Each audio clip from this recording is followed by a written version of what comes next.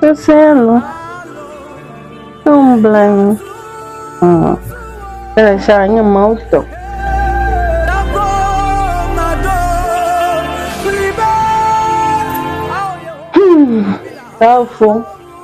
Alfo. Mayom la. Tonam la. Agba la toto gana mua. Ne plus no nya ti no kuma. Agba la jogana. Anyo gbonere. Agbenyere ka yam. Alfo. Mayom ha mavura mi. Alfo. Donku chojilo. Ngogba azia uma gbe Alfo. Ayo, ngenye vimajima chita. Na kazi no mato niki. Na ana mato niki. Tu no muji ma tu na malaki. No ma piji. No bino ko kata ho jibi, ana pesa de ma jibi. E piji. Na ma ko ne. Na ma ko ne ko na jina jina ma. Alfo. No ko ko ya maga. No ni na no ya ni po. Manu nyanyi na no ni po po ibona na ngba. Alfo ibona na. Kama mia tone kia. Na kama ndugu mfeko na muru. Alfo nyente jakoga na rukunyaro mawi jakoga na. Ma ufo mo mara kama zo na jigba na ose enya na zo jita na no yime. Alfo. Mamo di ko awa kan ya bi ko jina. Bi ko jina. Ebi ko jina la. Ma uba do mara kama nye gapu puke o ba jona lo ibo nkun o. Se ma ube wo nkun o. Po iha moto toko ichona gaka ma uto. Ajiji na nto. Onana na to dodo po mo. Po ba gagagara le ba moji ha. Magbonu mila mauma ajisesi mauna na nibi. Alaba mafumo le to. Mafumo le kio. Ama kayeyo. Sazi afu fikini we mai makoreji alaba ko bi na eje. Abia maro. Bagbe si agbere drepe na jivi. Nyente wo ga ti ajivi e. Nye kulu kata mi imo konji bo na ka mo chu mi agbo fo tara ka mo chu. Maglu ba ni to ma o shiru. Ma wi na na. Mo la ke ma o shiru no kwa. Ma ko bo. Baka ko dinamo. Amu jivi chonko ne ba jitoko. O ha to ba jitoko. O ha jiko re ko to gani. Agbe ya mi. Na bi nye ti ke mara nku bi ti ke mara. Dinama po. Baka ko dinamo ndi o. Alfo, nye kure no fia, no nkun roja. Agba lo gba. Yo, na kama la jun. Na yo mo popo ala yo wa gbo. Mo fa na yeje. Ngo na fi. Kala kama ge on ke te le mu me. Bon. Anya la china ma prono ha. Islam la ka te ma me ma sa sa.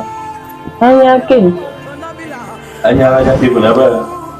Yo ba mo ke jimu ko. Na ha o fi ko ga ba dadi. Alfo. Na ha ko ba dadi. Ajagbalo. Tapi yang orang tu yang orang cakap topi cok anya, topi cok anya. Alfo. Saya pun bila you motor kan apa dia apa nama bah you motor tu reso. Ada ni rusi dia. Ada ni you motor rusi dia. Lupa pasang ko. Ego entah you motor reso. Wajib dia. Begini ngopi. Dah hujan mulu. Alfo bagian apa? Ina nombu bukloga je. Iku mah. Alfo tama sampanto. O tama sam. O fui anya primi pon buka ba sere ye. Titi agbona be ina nombu bukloga bere because I vita. Alfo. Ye glona la nama. Na kama ashini. Yo ku. He na ko nyomo tu. Ti akonoga mala ni ma fora ga gba ni ma fora ga job ya ra ti aku ye te fe nyen tewi ma ni no ga ju ma ko ma bi ga ku na ya to de di ba na ti ka ko o na ko na ka ma te ko ri o to na ma la te ya ru ko na ji ko ni ko no ka to na ka ni ga so ma chu Awful na joina. Awful. Daniel mi no gbadon ra di ta ha be magagan adugra ku mi yen ka ke ba le kloji magbele jo gboyin be ni ma ji home na ye. Anyo ogbon he. Anyo ogbon he lo. Nya ka ma asun ye wa ya le ji po yi pe yen ho na mo tona. Ayo.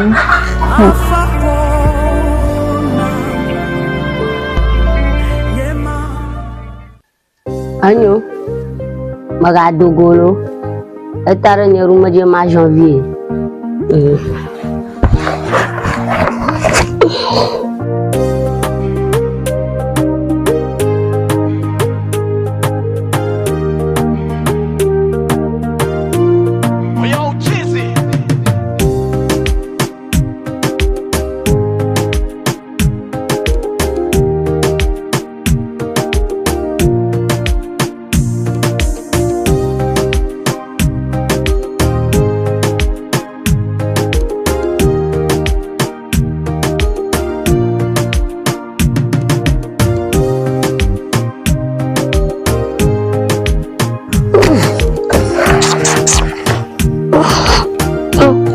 Ano ke fi malate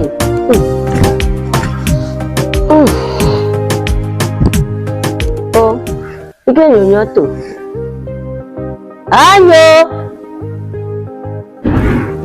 anyo na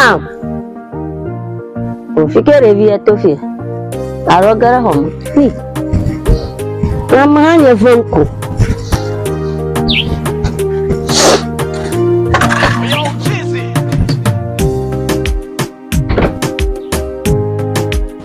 Ebi amala homa ore. Ebi amaga adung polera kana mulu.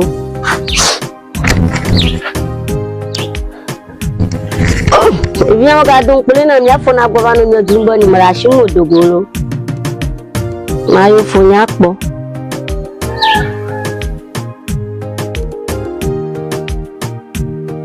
Oh, Sura. Laki ala fama. Oh, afo. Agbama. Oh, tena be la fama fi de ma dogo plo to la poko to be fo fama. Afo nyonyo ma chadi bia buka kanya makpe. An lo biara ko fin ko mamla ni radia goji ko nyonyo ma nyoko nyamakpe. Baba i khoma ma buna ka yo jobe amla ni nyamakpe homo. On kula de bien wo nyonyo ma la ko de bia plo to be fo fam nke jofi. Nke jofi. Afo. Akmane ma ubona ko nyonyo la moji. O ko to fofofon. Ofu mo ti be ma bi omi ala nyi e ko funa na la. Anya kin abia mi, mo bia mo ka bia na abia ma nya. Mo ti be ma bi obade. Aga se nya fo jide ko nko po. Oh, nya fo jide ko a. Tama ka ma san ko fia, o bielo tama ke ma san ko ipa plus no be Virginia ma yi ke fia. Oh, na ni ga jojo ma fia. No mi aga wi polo. Ofu. Na ro ko ba chi tra chira nkuma na mlo. Terwa mi aga wi po. Our number ati shima chimo kuma no number e plus no be dra gaji ma famo. Yewe be no mo pom na maru. Ima ikafia o dra plan mo ba ifia vijiji vanya ku ikunye dra na plus no fia. Ta ka ru mi aga wi o mi aga sanyara kuru ugbo. Ofu ayo boy. Mo yo. Aje ba chati tra kuma na malaka gbegbo ni ma ko mo so. Mo yo ga. Sta sura ko joy. Bo de fiarwa. Yaro kuma gbo ko yi. Untonya ba dodo fi dada re manya tukara onya na mure. Madre ro ko. Akwe kama gagara dodo fia. Ayo, pe wala ka ko kama chuvi. Yo afo. Anyu na ma. Mala pe manova la. Ni banyo na mo nya onya nunyo. Mala pe manova. Ma drive ye ko mo ga chon. Aka ele hadede mo fofofon. Anya jiga kobi. Mala fi ko jinova. Amo nyo foto gbini kan baga go do ra pomazo Yata doji oh seta ne avala se hala. Come on, lift it up. Suke oh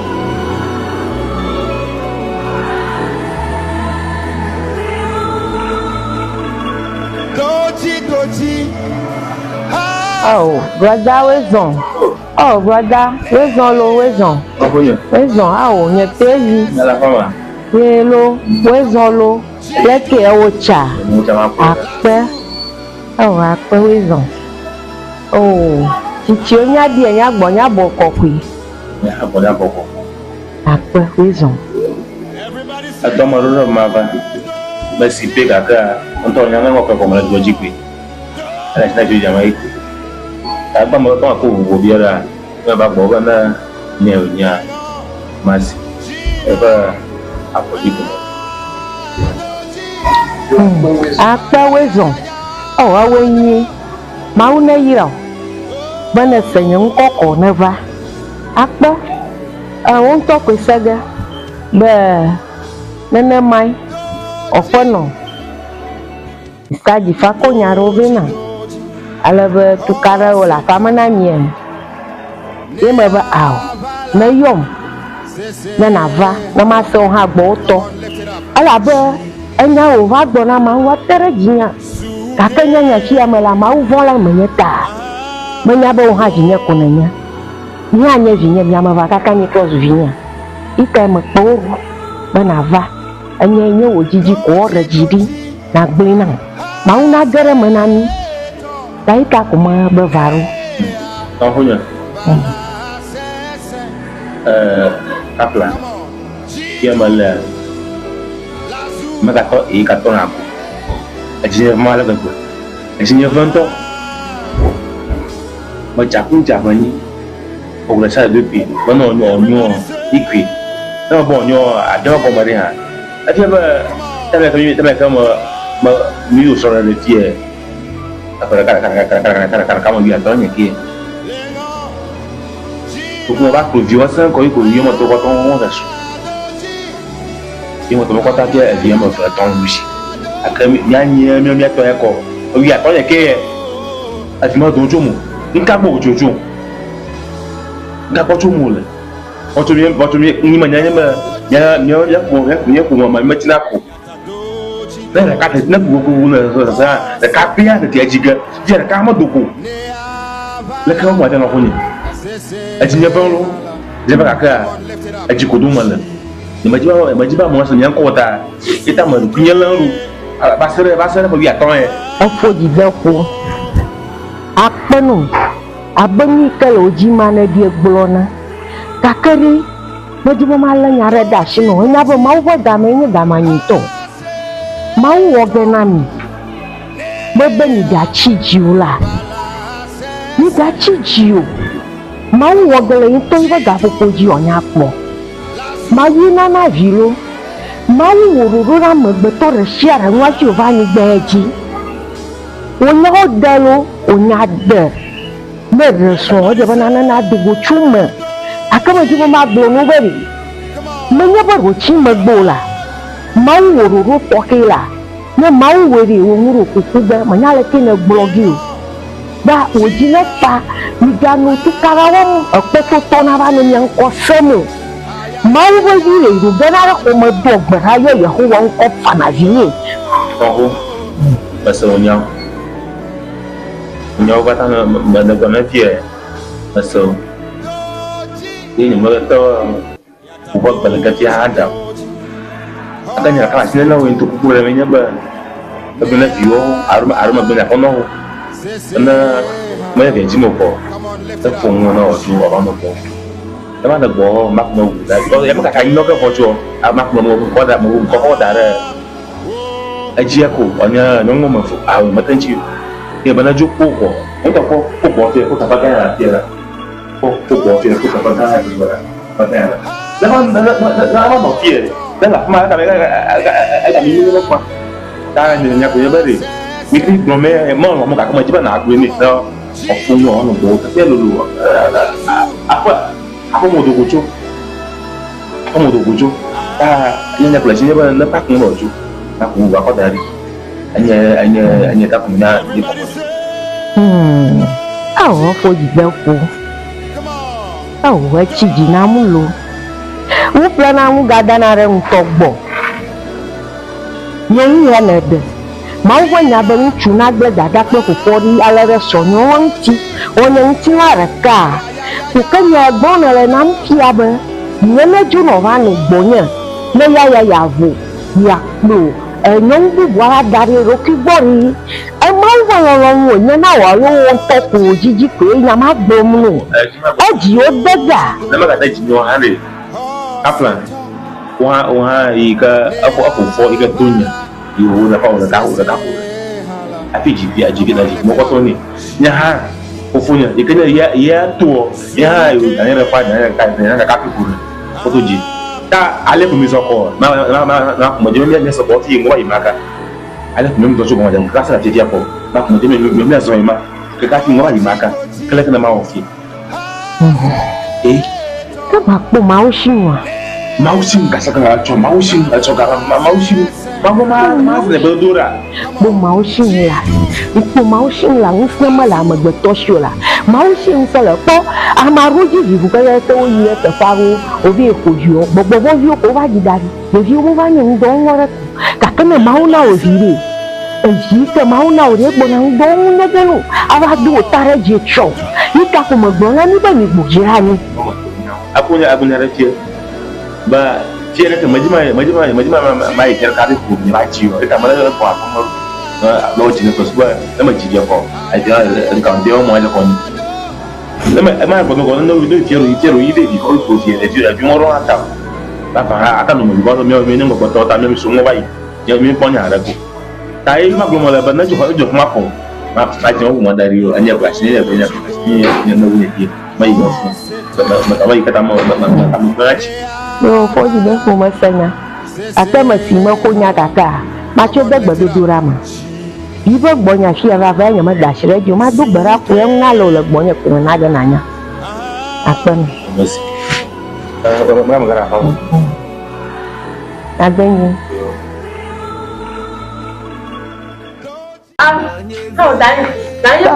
wezo oh ale ko ojo ha wezo oji nafa le ko po to mi so ni ale mo dogie modia ndo go ma ko mi oh nke wo mi le na ma ko go ma ko na ji ka ta buju oji nafa la ti le ko ọ̀pọ̀ tọ́jú ọ̀lọ́gbọ̀n ní ẹ̀yà máa tí ó bá ẹ̀yìn mẹ́fà ní alẹ́ tó ní ẹ̀tọ́ ọ̀zọ̀zọ̀ ní alẹ́ èrò kò wọ́n náà máa bá tẹ́ lèmi ẹ̀gbọ́n náà ṣé àmàlẹ̀ tá a bá dùn gbọ̀ngbẹ̀ hàn kò yípo ẹ̀ lọ ló gbọ̀gbọ̀ tí ẹ̀rẹ́ kò wọ́n bá dẹ́rẹ́ Dzinye ṣíà wòjí náà jẹ́ ọmọ lẹ́kọ̀ọ́ ojú ẹ̀ ń kéde àjọ.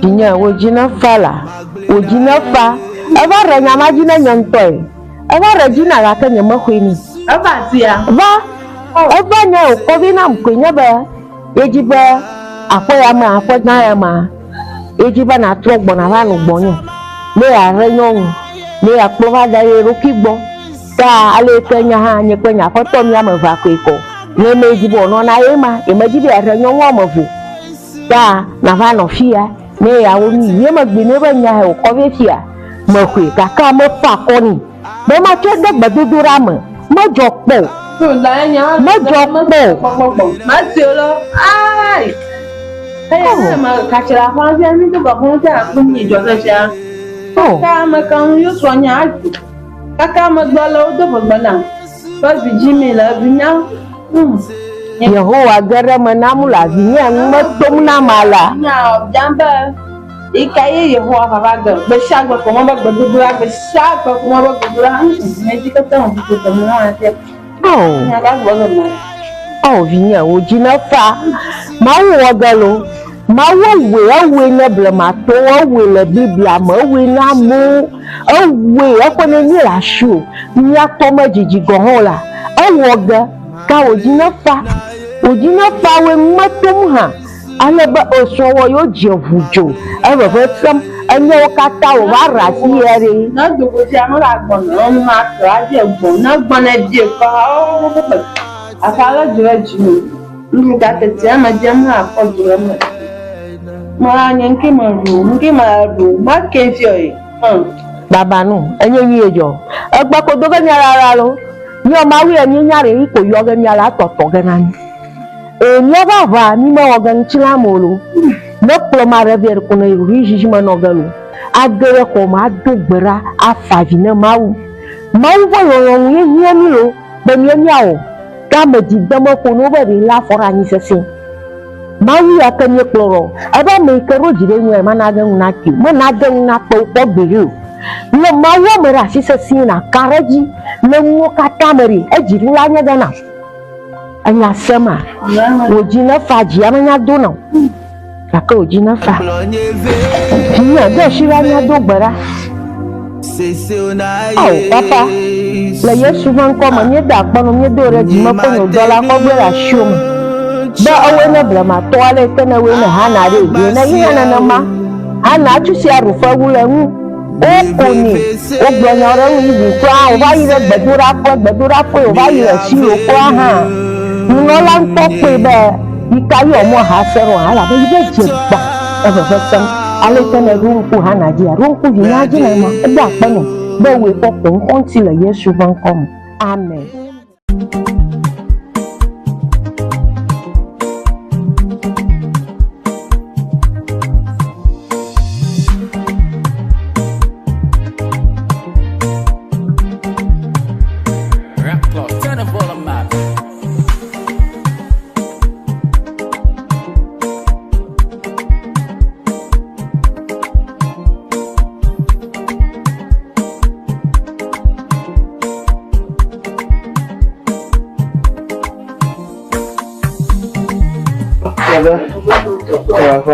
Hello, bien la femme. Oh, ni ojiba magana no ma yina ga woma. Ah, la kana hao. Agba jouer. Ma ko bo funu la la se. Na ma tro se nu fi ako. Ozuru ni ko abuga. Mama yenya gbanto ko ngwa alonu. So, no view cha for e. Yeah? Baba na so. Nsali. Ababa. Sina o che ma we na ba. Ma so ra nyara glom. Asi ha. Sini. Nya glom la ni re asia. Mawena.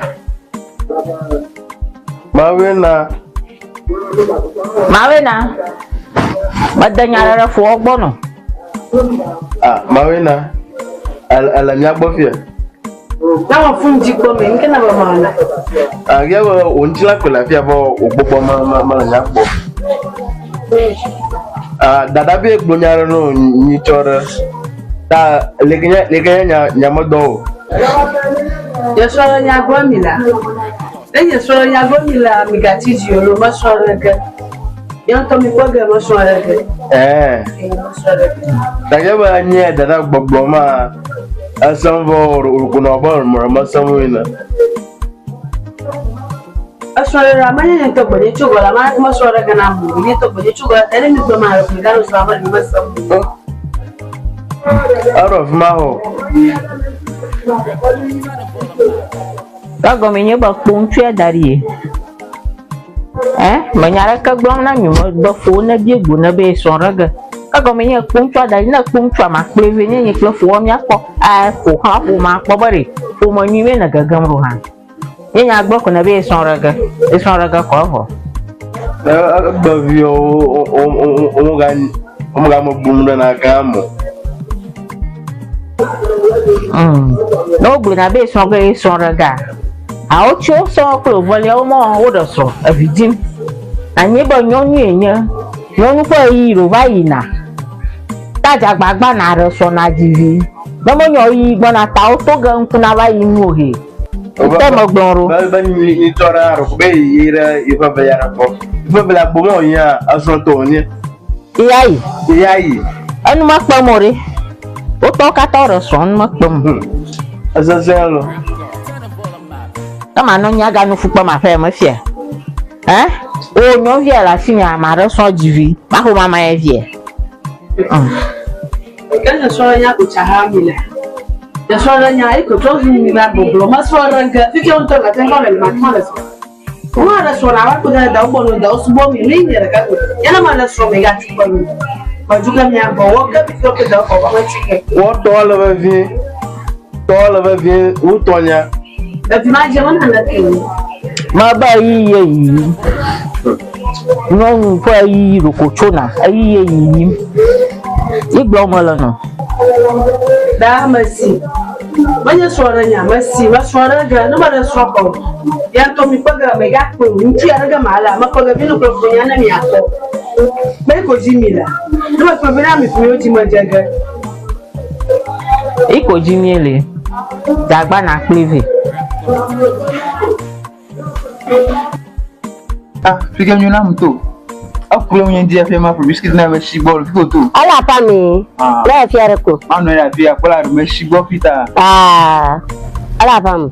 Nenyo na magara po fia ko ga wule gara mo fia. E ita mo kuma fia ni magbo ko meju. Ago. Afo. Wezo. Das fia ba mi agbo fia. Wezo. Hello afo. Wezo. Anya miro durago to. Anya ke funa me. Wezo. Wa machine go. That's ewu no mo tu. Ine no nyira shi. Owo do mo fona ga di kuna. Nke na oga. Okay, la fama. La fama lo. Okay. Moji tore. Ko to fon. Akwa mi fon. Kama denji foma na mi tete. We are that papa me sha ho. Majina mi wa bijo, ye ngoru fi mijo. Mijo. Ti ma ga do ga fi o. E je bo jijo. Tiare jom le di. Jo ma fa ga nyo ko ma fa. Apoka su ka wona kawel. Enyaro ko ri di fun kan fi a. Mi ma ta pom na nya. Ita kuma kuro mo yo mi choma bu ke ta ba nya kakare mo kare mo. Ta ayi mi yo ma ro mo yo ma na ka ta mo yo mo nyaro sami la mo nya samu. Ta de mi adogo. Mi abia o aro ni mi afonu kuro ni mi anya ma e ele ma ro mo lamu. Iwo kukuro mi le no. Fo anya kata ku malo. Ba cha chom na ngo ha ba nyu na chi ma ga gbe. Efo dire ko nye dire lo ko so dum. La pom. E fi maji be dire ya. Leke mi ko rupala mni. Enya kata ku ba chi ko dum ya ku. Na mi to fi ha o. O ba mi afo ma fifi mo. O ba mi afo ma fudo mo. O bo nya fi. Omo ba chi mi. Omo ba chi mi iji ko mi yo muro. Acho. Anya bura kuma shi. Bina kwa afana nyo. Iba poji ku nyo mi la. Alu ba iko na ko ma nyo mi. Ajo agono go ba ma ko ka nya ko yiko. Akalen nya ba nya ta mama mi ma su. Yes mama nya su mo la ma ji ata. Na ma yira do ma.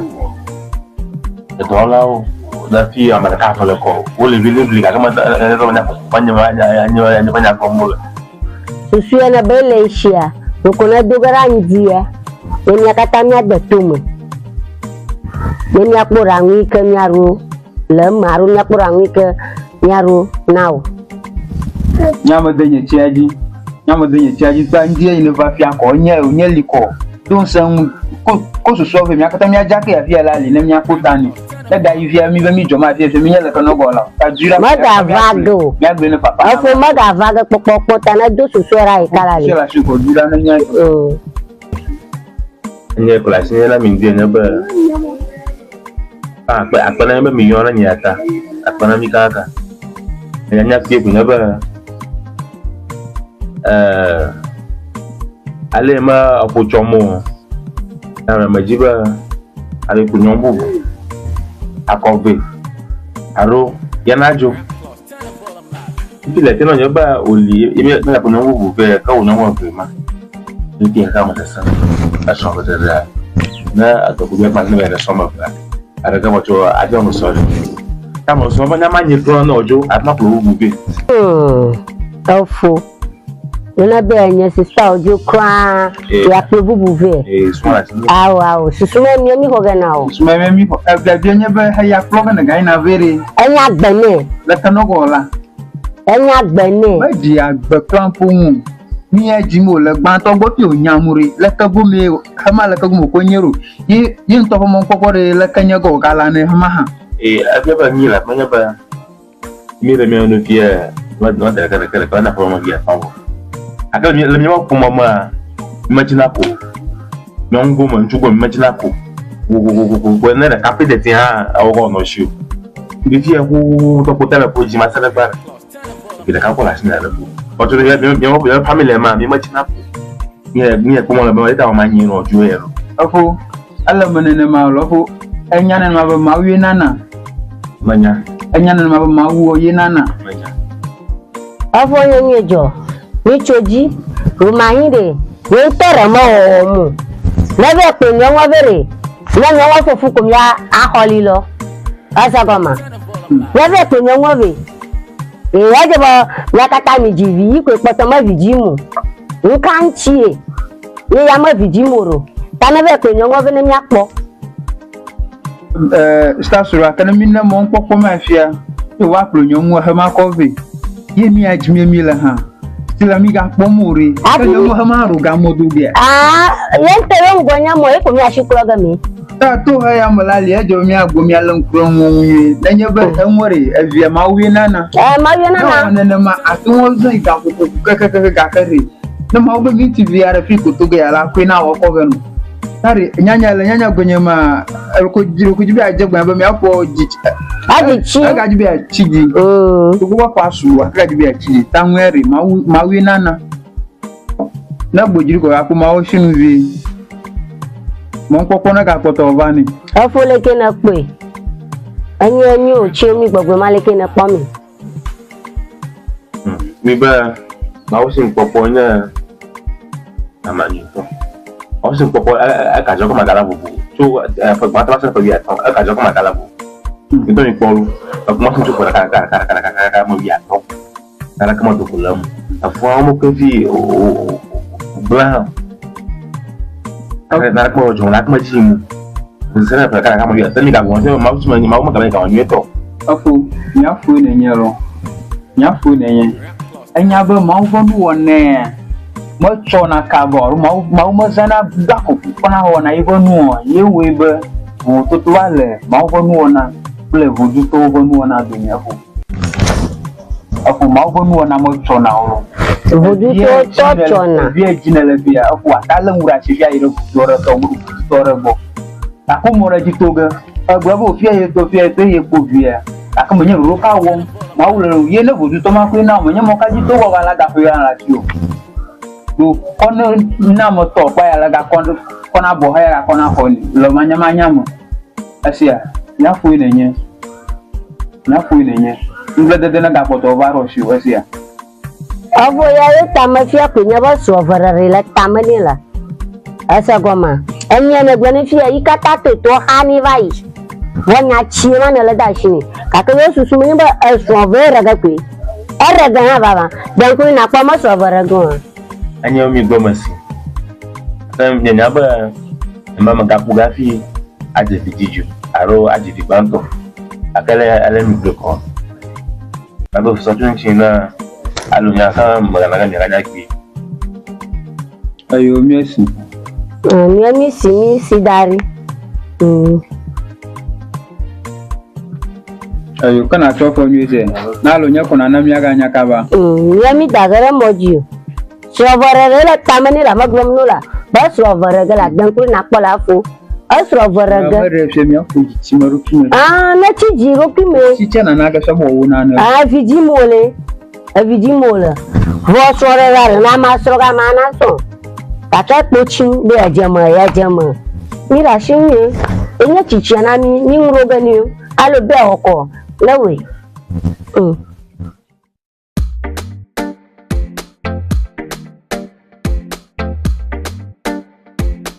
Cola beats. Menyebe na vifa fakata. Ela suti jona. Afu. Naga agbaaju na kabele ko George. Mafu, majiba gbinya shi wa majo ma ya shi. Ewe sigbe. Tabe esima. Makwi. Baba amu be jima wa shema yima. Fo. Tataba.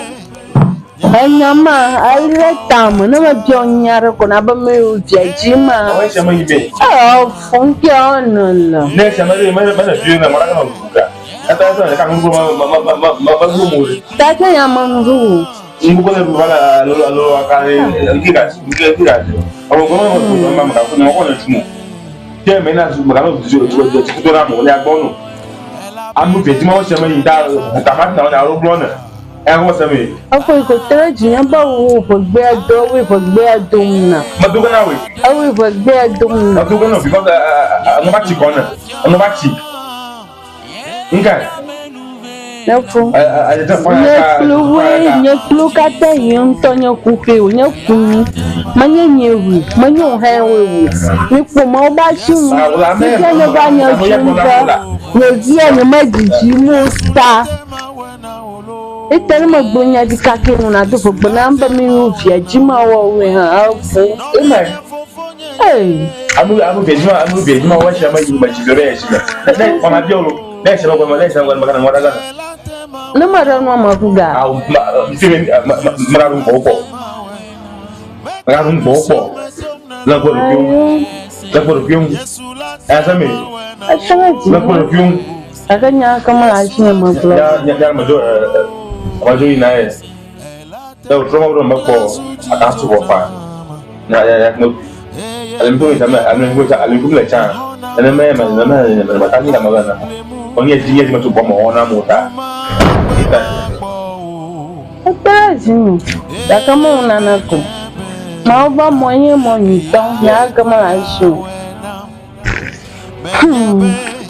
Asasalo. Nchie ni kuni la prema se ngoma na miano nwe. Nke atro nchie basusufia. Atia kumi Dzinye kulaji po gado manamba osonya nyuga. Nchie atro magbadanya nto. Maga na ba makam ha ya sanya nkaka ha. Nchie kama babo nya fofo ha na da tayo. Agbara fulo. Asasa maka hana magbagana mawi abom dai kuma magbagana mawi nana batama na jeroku agoke amaja oja ga ma na ku nyungo kamo na mazira ka peko majire yeso fa jijo popona no yin yehowa to sonya ba susulo Neba susulo, tiki atuga maratia, meki amnyoba ga meki akpagara amnyetia.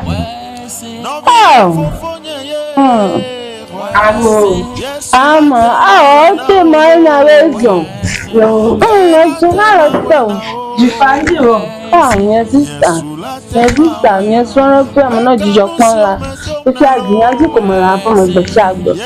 Sonye ma kaka makandi. Kaka mawala, ile sonye ntawanye jumba majibu nayo. Ashimako, mabie sonye bare. Egbe nya shigba ma ho shigba ga. Sonye gba ba mi o jima owe ima ti ko le ti ojo. Oro gba agbo mo gbo ga fo mi. Na ma gbo onko gbo ma bi bo. Ta ho le ma fa mo ru. Ta bi se no gbo ko mo se pin ka tonyo pe ma ba gbo. Ara no. Shaba magamu, hoya mamla mi anyi magamu, anyi gbamlo mala. Ka ba chan o chong ka choko amba ma pak nyum mai. Ho ba valiamo, manya be nyum bu prograra dara hom. Tiamla ni chika ta bo ba sama la ka gbagba. Aya ki ma na fi e wo ko le ba pa mi. Abe nyum bu ra ke yi. Tanye bi maji ata. O ma jinga gba. Ajibari wa gojiri fie aro wa to fie. Mama Samolo, abe yura sonse 15 years ya. Nye hama fun ira ko mo pon. Kaka ma ifogo igbegbe ha yo nya barere mo ko ma to gbagbe am. Taje ma je ni suskata hodu. Alala chi akona maganya mata gbe igmalatia. Opara mi mo ore shaba ma wi na nazi. Ni mo choge ina ti kogo. Agba. Sister Difa. Kamani. No maro ara nwara kule olu. Samoka. Roma Popoya Tavara, Afuma, Amu, Imaji Jamno. Kamana Kahajia. Amu, Imaji Jam, no one no what Afumaka in Joa, Rokoba Punjaja, Yamajima Pro, No, no more so. I'm a blonde here. I hold out, better my emotion from rule. Mature, I could clean my case of Anya, Dama, Cora, Cochi, but it must be a Chinama, my blog and even as an apple. Awu, anya egbomo na onye ba so na nunya ya. Awe nwaji ta forget trouble nya awe nwaji. No, kwe konero anya magbere la babe na nyu proga bi na ya. Onye mu reka proga ba pam. Ta lu ko ma pro ko ira fiare na no na nya yi. Kuma kwenye Kristo tonyera, ponto nyabo danya, usofe. Na mi fuacha musi vile ke blogo la chunya. Afano. Tanka. Dawanya usofo, onto na Kristo to. Bi fian mu haiya. Nka mu dawala chunchu. Nka mu Kristo la chunchu ye. Afro to be na sofia como ya kwen. Ya ni mala sogbo ku re kala sogbo ni ti abaye so tren ti banka. Ye na TV. Ya ti ma bana gboro vale na. Esu maro ku nya banka. Ma ko ko ira fiara ni mara ta mara ko ta baraka ba. Ko ko na futu paro. Ko na church pa mu. Ko ma ko ya fiara. Na ba Virginia la, alwa Virginia. Virginia. Ina kai na jibe ya ko masam Kristo nya. Anya ma maraka manya ka sabu. Nya ka ku di. Makya mushonya suri pabare. Ege suri aglona ma. Anya suri aglona ma ada saga. Aya ma joina lu. Yale na no kunyi famra ma. Atima konya vinu tia kona gina ba Kristo to ni da dani usofu. Ya ma fera ga no nya ka sabu mo joina. Na nyama kwa vino na vina o kana gangwa chum mala vina o kai ma nya tamana nyama gbaita na doji gujo banyo na ma pere mu aka ni wota ma joji na mu kana moju baba to na we ma to gbagbon re samare na truck baller ayo ni tahama kunya re vina mlo lagi mo get chance ndang blo chum ori Kristo to manyolu tanya yu so fu mami no nya magi te puma fia nya manyan ta gbe yi mi lo mi fia ko amu ba sile go tare tene Kristo nya ma didi da ni gbana ma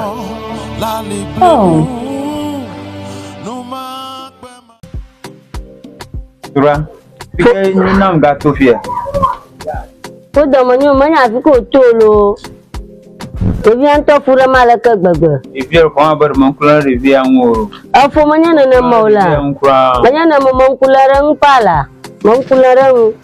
Onya revi ara kamala famu fofo ga klita ita ko ona na ma. Anyo ai ko mo fia. Enya bo kuna no nyul ma jaba onu ko demi na ona na ma. Ya bo kuna no mba. Afo nya anyo ba nya chimlo. E ma gara famu. Me gara fama. Ba me la fi ko ti kala ti kana cho. Nala gota fofo ye fo ba nyanya nyaju rankata anyo mi magro magano godomo magro maga chokula no godomo la pomo o le ga podo mi ayin o le ga manya bo malamu mo laga kamula ganera bira shenyu na banyam o da sura je magro nyara nu na banya kana menya nyara ko mi afo plus no banya yakui mi afia ile alenwa imefia na mi ma so fo yaro ni mi gara makabo bi mi nyala ko no go la yafo jida po plus no banya ntori utaruna malaka gbegbelo mo pura mulo iya ma pura ga fia ko danya na no gbe aru fu nya na no gba nu pana nu po ma Abibia ni ejojo fia cho ha vinya ko yen danu cho vinya ko yen danu ri aton yira mami akpo mebi ncho gbo tumura ro nyon gbo tumura ko mi anya me ide mi kaka ga ru hazo yin mi ro ko mi adan kuri akpo mi mi adan kuri mi adan kuri mi akpo ba le kene ba ko nyon bo le bele ko oga afo kaka le ka ni efonya nyon juma ko me mo nyu crown na restaurant so ma ga fi jim na o hari Manyana me kona nyongo mashana duyema. Manyo. Na ofunye langfo ni omula pongwe ezia mawinana. Daga popo deko. Ajiga. Anya na globe nya wana globe via mawinana element na maru. Na menya pepe ma. Tanembe mi afo zone na ma. Iyo usno boto jumba la. Ka de mi awie na mi ala nya taparada na mi agbanya re ni. Here go ga na fia nya leola. Nya manya la ko. Anya leola. Ko no me ajumna la. Me ma la se kwa. Ka de mi awie mi ajinya re mi agboni. Ka la gbon wo ko ta o do manya ma ogo. Unto nya manya komre wan sidi ni. Ta o plibe nya ma. Mo ga boro mu nya kran nya mo ga ma o. Okay. La via diga so la fe ochiga. Ochiga mata toka gwa re ko ye yoru mai fugba to nyo na fo ko fono vi nya gola. Ochiga ba vunana. Gola gani. Iko ma fo nya gbanya shanya. Ya fo banya ntori. Ya ta duna malaka gbegbeje na va malangu. Na fo tare. Avi. Nana kamala dudu firefo. Majina na ma be jina na miawo na dodo pie. Amwanu maje me mi kata kwa shida gama na mwala sho ina guna za kuma sasan ore. Okay. So ma gar ho majina no na ko shi to pese. Ayo masi akba. We mo ra ke rugo me mi kata akwe. Ayo akba. Na dana mu. Ado manye na bloga na ma dawe ala bo. Bleni. Am yo nyongu re bleni nyongu bale na mi ayira dodo pie na blog na ma. Ofo zuenya mi abadomle. Tayo bodo ewuma. Untonya ba nyana la shinya mawoni ni ndi e ko mokponu jogbo araka. Anya ma na glona ho wonu magara ho mokuma kwa je na mi. Ayo misi.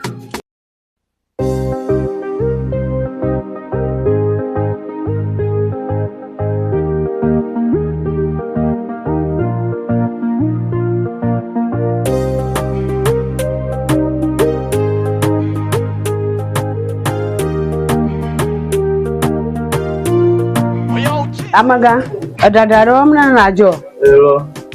Kaka fike babla yina. Mena ye vele ajifa kpogara la fumava. Ko no ina na me o ko na mia. Na ma jogolo na okaba.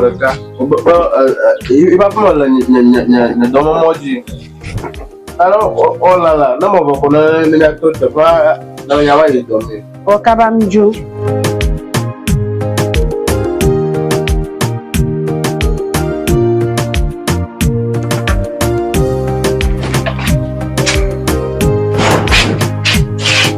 Oh, nsali klama we na nye fon. Nala. Kala ke o jajraro na idomi. Mo ko pa ko na. Okay. Kama we na fika imola. Na ti. Fika ina address alaka. O ma be ko je vele ajifa na. Jifa. Ko na no ko chon o vole oko. Kunyo mo fo baji han ko. Na godoga jo kana maura mawe ma fon fi oko. Kalo ko na dugo pa maja. Manya klanga hon. Anyo na ma. Kina ma wona ya. Lekina la. Na dodoga ma gbo na bo yi dada. Yi na fi ava. Ayo chonya ma bobo no ni.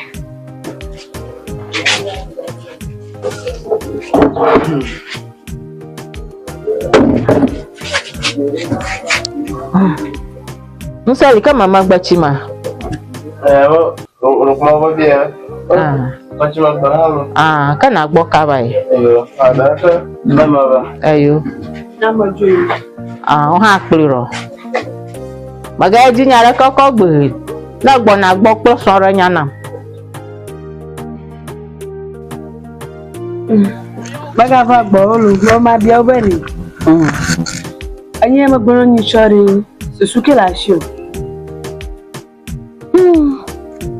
Man mo bunchi po. Fo susu na mfo. Omo ba mai. Omo ba mo ga yo ka ka mo fo mo idanye gbo.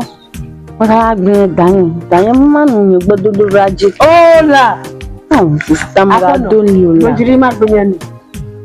Afia go jina ga fifi la sheri. E to ga so ma yisa. Ato so ma kika gbona ba bu le taji. Fifi afia. Awuma atwa ha kwa so mi le drebanya jina SV banya. Me na ka ko drebanya dumolo afi ko drebe. Na ma ko nya vi na wa bo volia na ko wona lan ko damu namra. Nzisa man ko damu na o. Man ko damu. Ko share bu tori. e chama ma floro mo ga ga gun danyo nya chuma floro ko nya yi te pe nya te pare nya ma ba ku nya ji malare nya ha mo osunya asini azia Ifi a ma jina fa tama bi haya ka zango como no existe mo como ni gbagbo dream ona fi le ba sana ba le na won ko na fu va lo ah sistema ni ba sa won so yan to mo gbogbo mati gbegbe ko to ra fo ma ni mo bla wọ́n á kọ́ mi nà dáadáa ìkó náà yẹn ju bẹ́ ọ̀run ẹ̀wọ̀ nana kọ́ mọ́ dùn mọ́ tí mo ń kí ìgá ọ̀gá rẹ̀ hàn ọ̀fọ̀. tọ́lọ́ hàn yóò yẹn bẹ́ẹ̀ ẹ̀fìjì kábàkábà máa pọ́ mọ́ta ẹ̀kọ́ ẹ̀chìchì bá lẹ̀ mọ́ ẹ̀jì bẹ́ẹ̀ yẹn náà. àbí iná fi ó ká ta ẹni títí ẹ̀ iná fi ó ká ta ó ti dúró. ìtẹ̀ mọ̀ gbòòrùn bẹ̀rẹ̀ máa kókó ẹni mọ̀ gbòòrùn náà bí dáadáa yẹn ò sọ fún dáadáa yẹn pásítọ̀ èyí tó yẹn sọ fún ìchọ́ọ̀chì dẹ̀mọ́ yẹn chọ́ọ̀chì ọ̀pá ká dẹ̀mọ́ pé dáwọ́ mi lò dáwọ́ chọ́ọ̀chì ẹ̀dẹ́wọ̀n hàn yìí kàkẹ́ ni ajina da ma wom na ma wa ma wom na ma won to nya nsan jo pa fi wom ne ma ka ka fi fi ko cho han wa kunya gnu na be eru ku ba cho chi eru ku ba haiji o kuna gna pe bo eji be ayi ari ma ji be ayi ko ma nya egbom ne onye u ba na ba nya ma gbom ba ni sama na mo la on to po no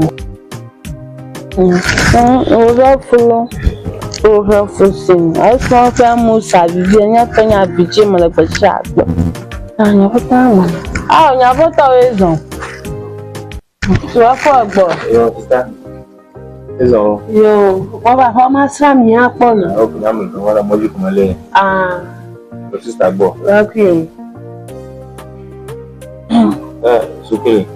Did you? No, come on, Nana Daddy. No, There you come on.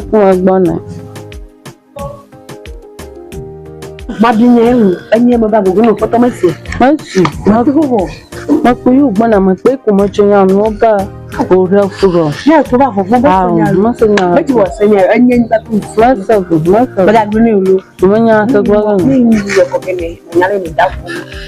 are to go, no, Manya kagbo. Ujikata kubashu. Ujima razu. Aisi manya kagbo. Masanya kanta nuru sanya. Nanyi da nyamu. Baka kana jeru no ko malugbona na sanya ko. Anyani ramanya nyafi. Ta haya masu makum ma wona na sananya ba sanya ko. Ayi ogbo fi ari jemu bo ko ngal mi garugo. Ha mi teganya kagbo. Chori ni aye. Chaman ojo igamo ko mo yoga Enye garo ka ga boy. mo yoga na udadaro ni Anyo. Ya to nye ni mo ba dogo na dogo mo bana ma ba bo na ma gbe me na gba ba ko so ra ko mbruta ya mo ti jiga na ka ba mi ya fi ogbon ni. Ta mo ji la ayo bai ma po gba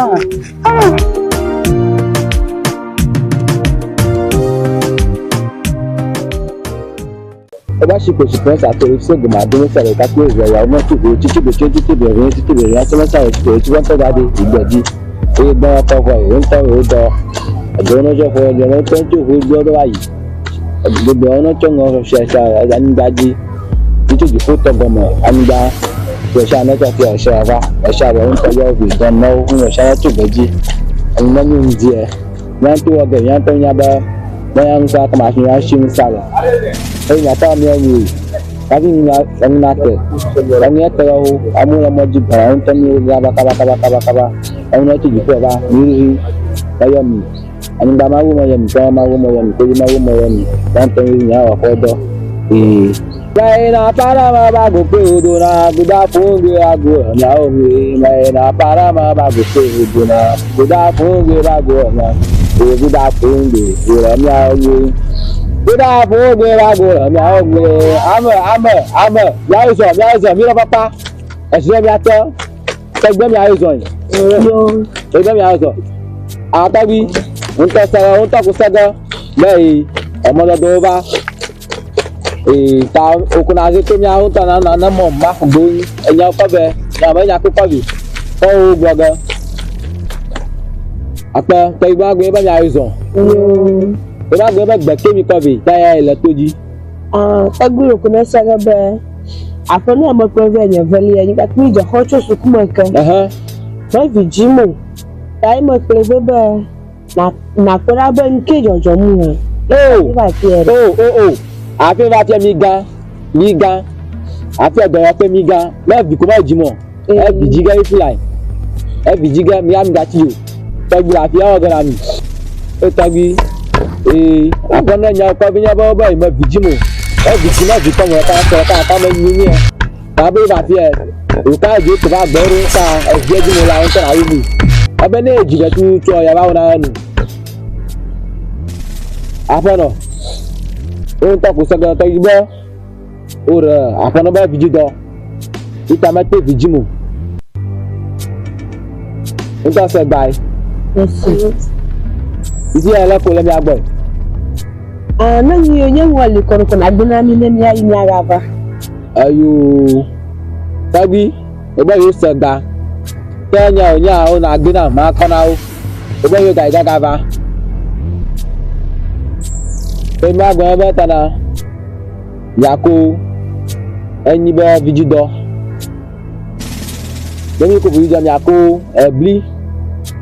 Ayi. Yako ajinobi. Aye jinto. Yacho ete. Molu. Beli. Makani. Yacho amijan. Tukaraka. Yacho peteshi. Afevie ntonto.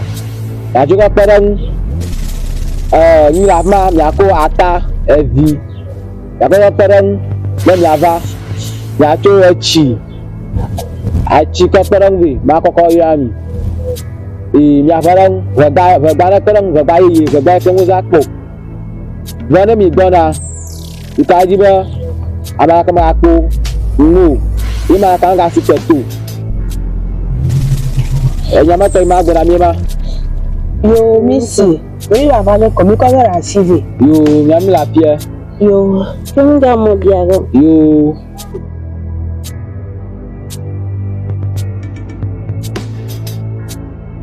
Demo ko bila mi to oge. Yan to oge. Yan to mi nyaba. Ama geni afi ere ma. Ta mi ami. Ka sha do ba ko mi. Emi were. Ya mo wa ga fi aruga ba ga. Nya ku nya gbo. Ta demo ko da shi na. Ẹ̀gbà ni a ṣìnà gbọ̀ngbọ̀n tó ìjẹ́ gbàtọ̀ mi àwùjọ tó ń káfí káká máa sábà náà kọ̀ ẹ̀gbọ́n tó ń tọ́nà pè bí ẹjì lẹ́jì bí ọba gbẹ pẹ́lú èyí máa gbọ́dọ̀ aṣára ṣù mọ́. Ele mọ̀ pọ́n náà ní ìdílà mele mọ̀ pọ́n náà ní ọ̀la. Me kananye mo popo nasu jojo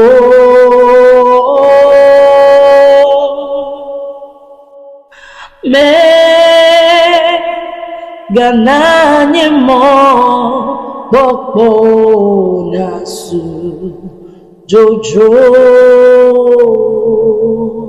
Sasa ikai na jijo popo ba na gbama. Yehowa. Omo pom. Ngana ni mo popo kata na zuzuzu. Ni ama kuchicho na nya gbama. Ikai ye. Ona mo to malina mbore ka kunyi ni hona mo to. Ntwi amaro jiro ha ntwa agbam di.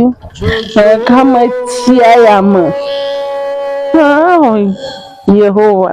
Mawu mekanada dina taunyo afina bako namo.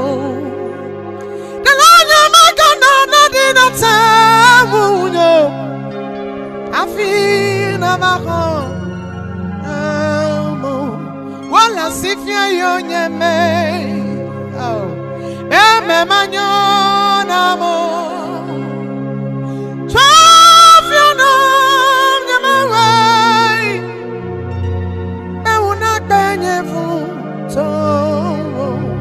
Wala sifia yo nyemei be me manyona mo trafia na nyemoi bana wona kanyeke to mawo afina bako namo mana magana na dina tamunyo afina bako namo wala sifia yonya mai wala gbagbalambe me manyo namo twafia nam nyamawai una penye futo mawu mekana da dina tamunyo afina bako namo delanyo mekana da dina tamunyo afina bako namo wala sifia yonyeme oh eme manyo namo twafia nam nyamawai me una penye futo wala sifia yonyeme eme manyo namo twafia nam nyamawai bana una penye ke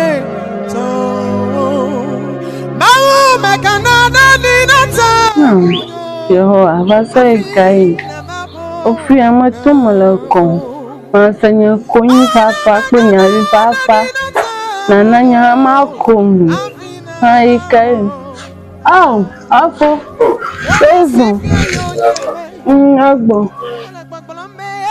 afo Sake na kwa chikobe afami Amale mabila wena. Sokwe. Oh, leke no mi. Ha. Leke no mi. Taje ba nya egbon la, nya topoto na la, ku nyomo ave apamo baba. Oh. Leke no come drink.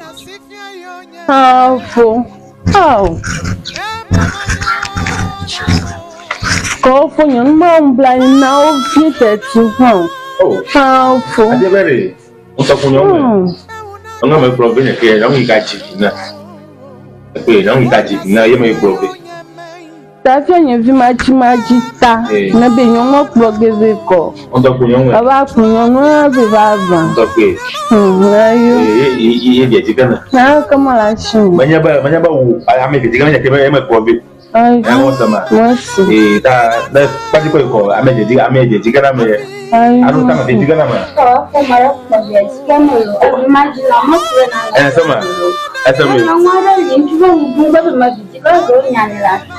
D'accord.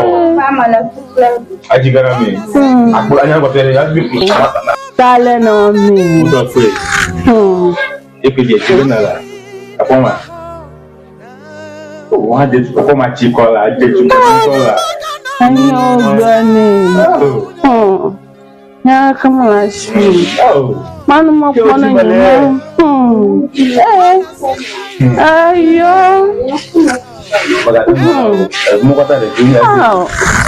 Yehowa, you crying. I feel you last year.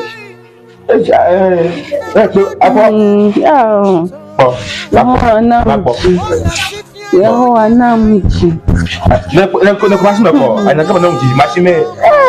Osime ma na. Non mais machine ma dit machine. Ni mama ho popia. Pomo dora. Ama kuma na kango kwa nyaba. Onye dara fie kwanta. Ya grama. Odi na tofie. Ama ba kuma ba. Aba ko bala. Ihe ma male jula. Oh, ka tunu apoto atu. Wezo. Tiene ba chi boy. Kwa mi jo poto. Ani jo gatie. Ngara ko mele. Ko mi ponta nka yo wa. Ese. Ami jo. Na ba bora ko na ko na ngara ko mele. La como tomola. Eu banho me dada Dzinye hello. Kasonha hamo kinjan tetinha. Okunya vi fa pa bam blani. Okunu nyomo. Eglina, Pejofuna, Kachitanam, Tagliha. Nkila Shimoga, one other Kamalashim. So you come on, but do her in your mouth. Hana to Yaracha Baragbe. Son of a verse, I'm of Bukaka fear. You are Pomra. Or a cow, you Makumaja. Marakamalina, Gakabo. You are Ikai. Ikai. Oh, I love you. I go march in you. And you have also much of my dying book. Margaret dying, but never fall.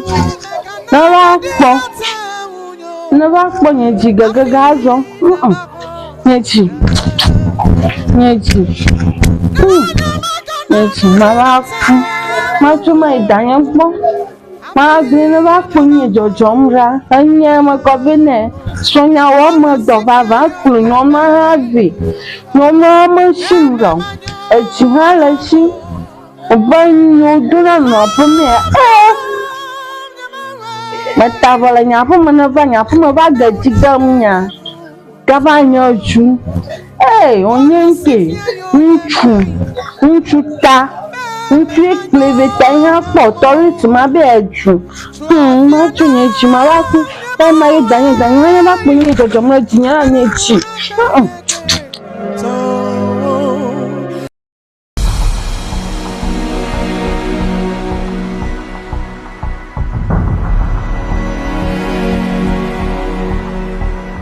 Tijo, questa bama uawe nao. Mega kano, yeho apakona olo.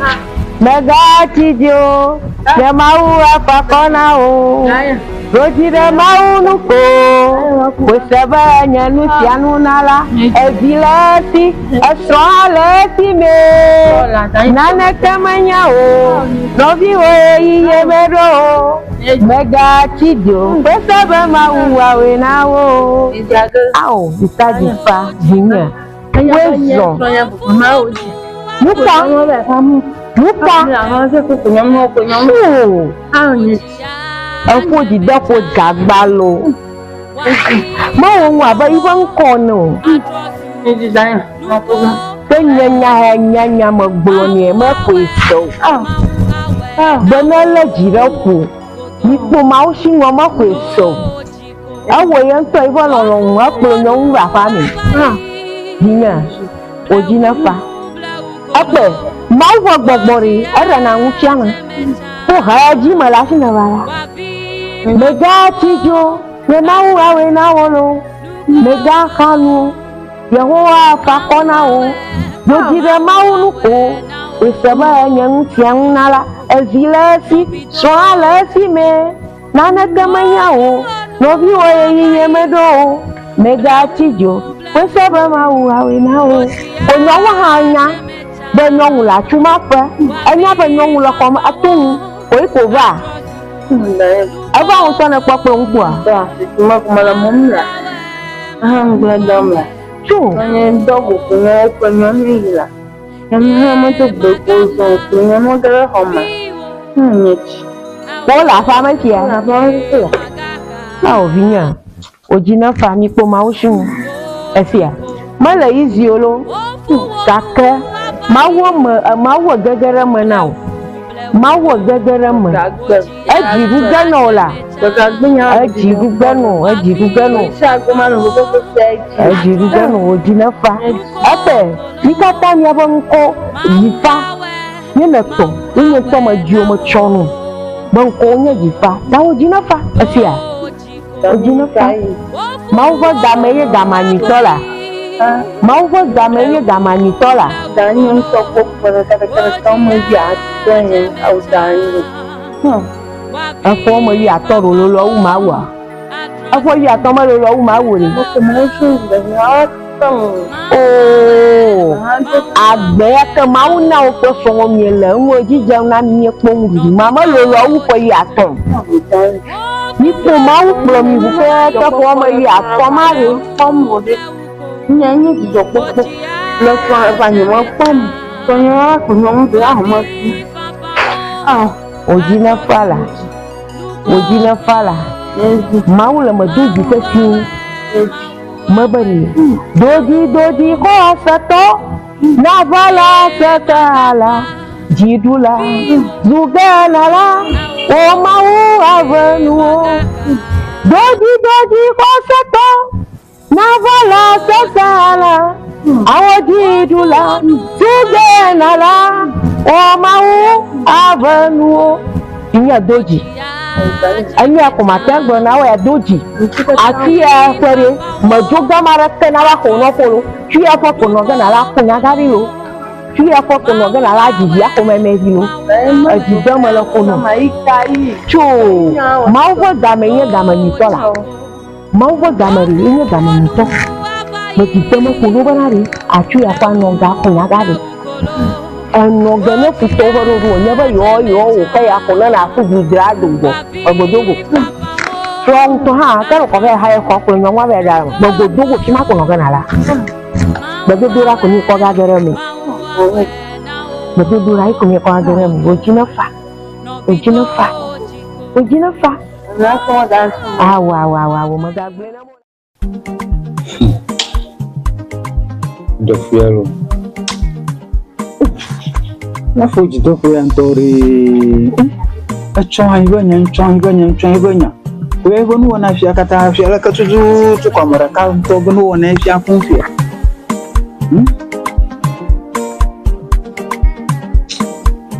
ni ara fulo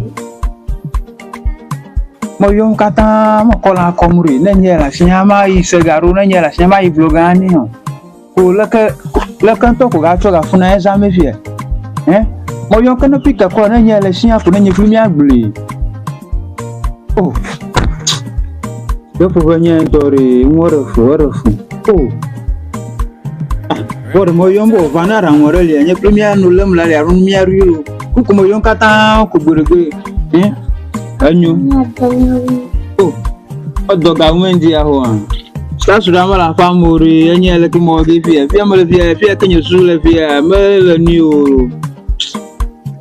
so katanya danya uni ayo merci o revire nyeta auto ko bloga na la o merci oh ama planya no via o de na bale nge jore miaji ko nya fia mo le ndi afia mo no ro fia revire kenyo su le nsuka ta ro ko afia nyu ba do ro gben fia ba do yin fia kenyo su le fia un to nya mi jojo afo un to nya ba ko sara to mo le mi shureta mo ko sara to ma fuji bona nyori oh agala plonji agala Badaga kunoji menya ba alena mi atu ga mo da mi atu mi ataku na problem ya tena mi kwe fia kama fia mo le fia nyo susu la fia re ka fia nyu ba dura gben kula yo do mo nyare nyama on sonye ba ita ko mi ko bongo namanya ito le mete fupaga sura anya ba mi afo yo ma ni ba ka kamranchi o da do va fia Canada nwe li fia ka je mi ali ko iko mo ba no da fia ngla de mo yo nkata mo ko la ko mo ko menye dukaje mo le fia afo manya ga rekpana so la ko mala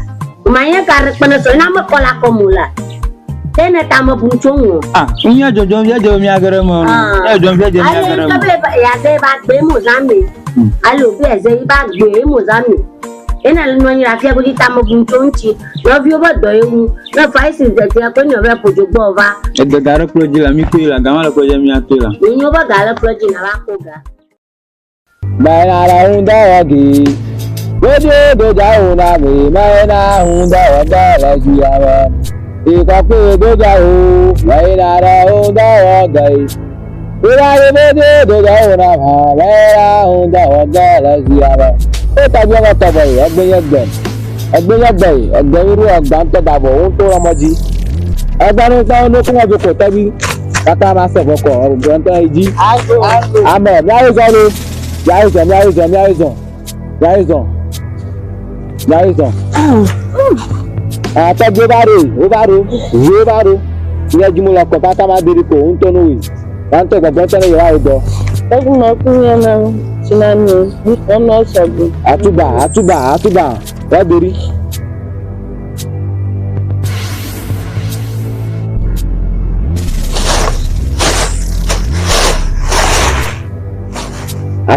Apa, otutu le ni anabe. Akakwa tu la kama pamu. Eche la kwa ya mere. Akya na fi. Ima. Ifia. Mi gara mojo vito. Afi mi na vo saga lema. Me gbogbo.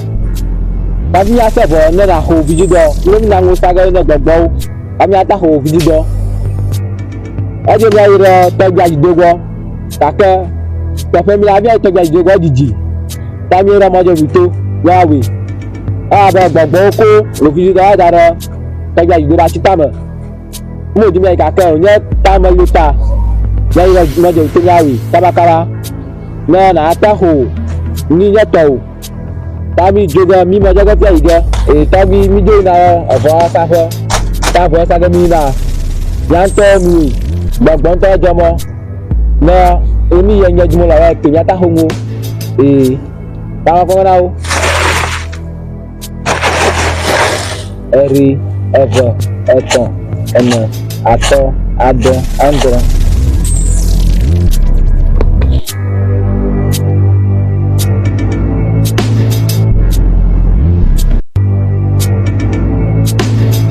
Ela ma gbon oke ya gbon oke ya gbon ya gbe go ya gbon da na gbon ya gbe gbon mi roba ya bia be viji vo bia jimola o ba ko ba viji da da agboju ta mo ta mi te ga te gba ju an gbo ta pa ovie iba gbo ba na ire te gba gbogbo na la ho viji bi na viwo ni ya na to su viji la ya ma ga chiko no ya na yo vi na to ni evie na machi evie gawen na ko evie nyam kan va gbo mi don ba dan na kama ma yo tami agba kom nu nyu kata na bia ye ma ko kom nu mama yi na yi gore afa adale na mi ayinu bia mi jojoga aka ma ga ku ma gbo mama yi dogbo ho nijo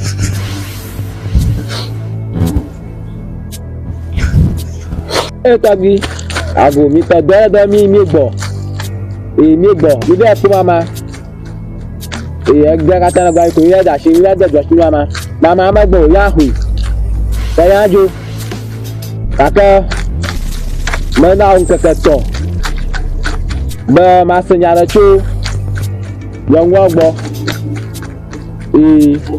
ebe no bi kan chu ko jime goro me na ta jin chu chu ko na bi evoke aje kakiri tare iko ya to mi oni ifi domani ya jo ata pe ni pere ape adale ba we ami ta chere ma ko ya mo ko ayawe cheni mo ko ayawo pa on to shu no ma yawre lo yo on to fun jeje onya ba onya foju dola pe ni o abono ne ye ne na ti ko we chemo nali ne ti ko un ne chemo na no mi ya ko nta paga ayo ta ya pa ya da ni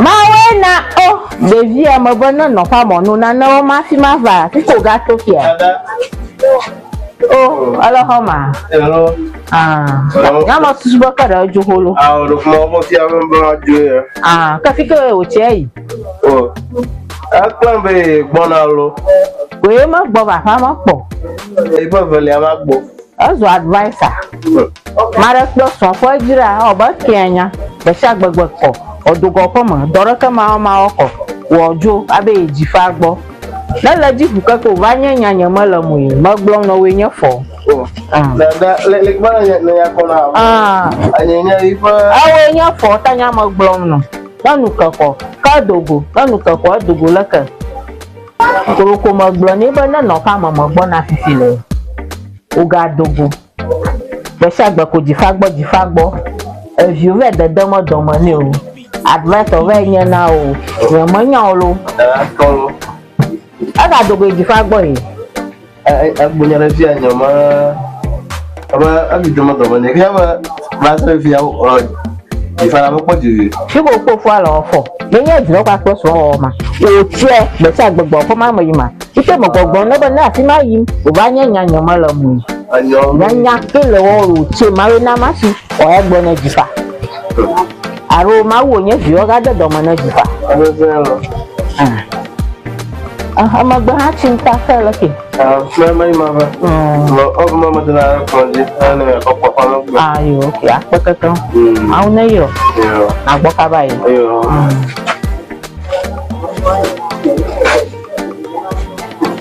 Ebiya ma jikọ. Baraka gbọrọ mọli ọtọrọ afọ mu. Lọnụ kọkọ ọdụgụ. Lọnụ kọkọ ọdụgụ. O ya mata ma ọ bụ ma ọtọ nwụrụ. Amọtọ gbọchi agbègbè amafọmọ. Ebi onye amagala afọ ya malụ. Ọnọ ị n'ọgbọ amafọmọ nọ n'ọrụ ji anya na mama gbọrọ mmiri. N'ụtụtụ wee ọ ji fa agbọkọ ha. Eyo mali n'ọva.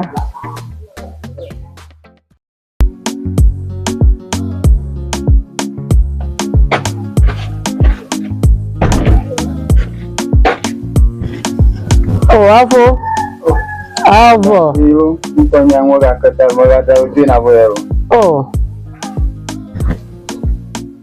Bele dia. Mponya apa mo pok nyanyai. Agak mo dari chobuna ba daga ba mo ba daga. Afọ ni manyaba agama daga na mi gba olo. Ba daga ra project nya pe mi aga. Adagaria. Ayo. Mai maba. Ayo. Aha, baru kuji Nke gajo. Ni toma. Ya ko ba yo manglo maguma dulu automatic. Kama no na glonya na tina. Ya mo gbeti tama sunu maju. Glombo ya snova. Ya baru ko snova re jita nyongu ba ku. Akonya magono. Ya le na glombo na ma ku ma ta na ma ku yo ngona mi ma. Ayo fo. Kai na boy. Yo na gbokaba. Lere srovala, srovalera. Enye nyate pale shila. Ladi. Madonu danuo. Lanya mau kakaji. Na madonu danuo. Na madonu danuo lo. Na madonu danuo. Lanya mau kakaji. Makpemu, Hallelujah, nu makpemu. Papa la Yesu bankoma. Emarung wa manang nakpemu. Magarung ko dola. Ifaji no ga hokoyama. Plaivo sofa la show madam. Apoto mada pano bana papa ko konti la sofa. Yehowa garamane. Afetor kwa jina mlo Yehowa kwa jilo papa na gbona mo yiraga Yehowa kwa jina mla bagangule bola Afetor de kawana no question duma no sono no goma Yehowa na bo bajima jijona vama Afetor ololongu ma wanyo ololongu lokabu ololongu ne vama lo batama Yehowa na ovi papa na Dzinye waji Yesu subare o ye toba soko hia o pojijoni menye bana soko be shagbe zetu kada wa o Yehowa men gbe mana dona mi ma olo menye gbe mana dona mi o gbo na ba ya yire nye dogbo ya yire nye fijito ya yire nye jiji mezio ya yire finyo ya ka ya yire tene kore jinye bana ne finyo nya ma jide ya yire mana ba dinye jilo ne ba dinye jire papa yire nya ne ko bino achi bana wo ko apo jama la ba sokwa ma da kono ba we ko ko ti ala bana papa ba ni bia aye anami ba ni povo aye avinami papa ma bienu ga ko ya ma bienu bana papa namuno bana papa nya ha ma ko memeji nyemu na choseye le du oduma ma regbefa avia la sino le chechi koma ba we arunku hanaji arunku saraji arunku haji nya Afetor ewu ko konti bata penu modureji bana papa gbogbo na meji fa gbogba o chugbe no ko family meji tomo funi Yehowa lewo katama ejina ni egbo le Yesu banko mata penu obina nusali ewe nye chichia anyigba makele amukpaji anyigba mari susuka bu na lo chum ya masusa bunton obanka to ma ahoy aga havena mafia mono zombuba na anyo ya to hodo raji na ya ano haya dan no sivioa la jama via ta nami hayi no na bua ya no gabiara ponto flauri nyatepe susuma tutu ko lenya ha shinyalo ise yevu dolo wa hodo ala gbagba ahonya wa fugamu poko ana nyi be ni una na rafima na tanja agba una na rafima ahagabe kwa hadada dogura nya jivie pe o mi afufu pepa ha anu achivie susuma tutu ko se me yabo ha amama bu ma fi afuma ya anaba nyama ga lo dom nke kro ala ale mi awo na tafuma na woni na gadiara no baba ma ebo su ko bumo misali tafike mare na yi e ba nyana ga naga bia kuna mka kuma togara fam on to nya fie yu na ga nya bia ba ko yin ayo ame fanya bon la yo wa do amarina tike cho yo mora si alaka maka baby kuno aroro wa de ko ma advice ba cho yo bale di pado yo ba ble na so ko no ya na do ba yo ngu burege no ba ko no ji nai ana ya ba gbo go ta ba ya ka no se re ko yo ngu ba pa Nonu ba fama. Kuna nguvu ba fama. Na ina ni mama ndio baba fama. Baba. Anya atuko kivo aganya enya babi. O marero so. Ba fijimo. Aro volere so ma fijimo. So ba pe nyon bubu ba fama. Yo na ko ma dara kota. Aba wasa kama buta marupiongo ebe pe nyombu bula mare fafa koma tena baba sala hala boba koma tia la mama nyuru tena nyini la mare aroni la chofafi au ba ku wa da Dzinye bijoga no nto wanyuru to kula banyo mwana ene ita mu baba sala que bolu ada soe ma subuntiano amara teonchen na subuntu wala mare mo go drofi rana amare go drofi na wishe mo ma go mo je chofia he enya ni gbana go ma go mo tuga wala o gana kai na fi mai ma ko sora gbana no iso na vela ma jo fi ma manya nu nyejo anya ta mo bubu pleva vasasa aka ma wogbo no bo ha poto ogbo se agbegbe na ma ko mo idi ma na be bi epo nyon le favela so ogbo oburo nyon bubu ko bi na la hala ko na je dori po na mo fi amira na je do fi nya ma nye pa klo fo mi ga no du ajire ohun aka ma bu mo so ro nchu ya mo lu joga lo la ba fi ma da fe ni kata ba so mi to ta no blo ko joga nya go na no blo Eji do choga fia. Mama ako mara po nya ako oni na mi o. Uche tori na no fura bio. Ama bubu fo sronya. Yo ko de jima vavasam. Oh, nye anto hoku. Ya to nyamanya afika zuzi o wa jama gomo ju. Nyama ro keko. Na no ji okede jima okede susumo. No yi mpu. No wa ko ma ponya obanya jidoni no ku. O ko ko ye. Holo e jigolo. Holo e na wa jifa. Nye aje holo ya gun. O kula ba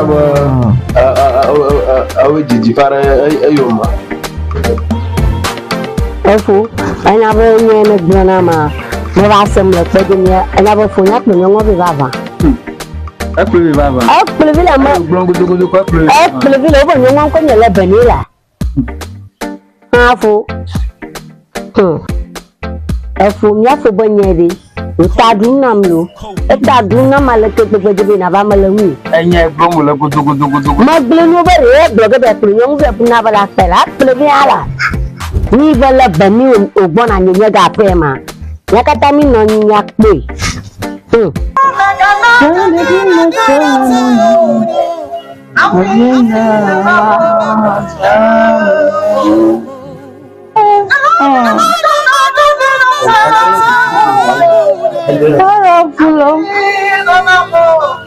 My friend, you can't want to.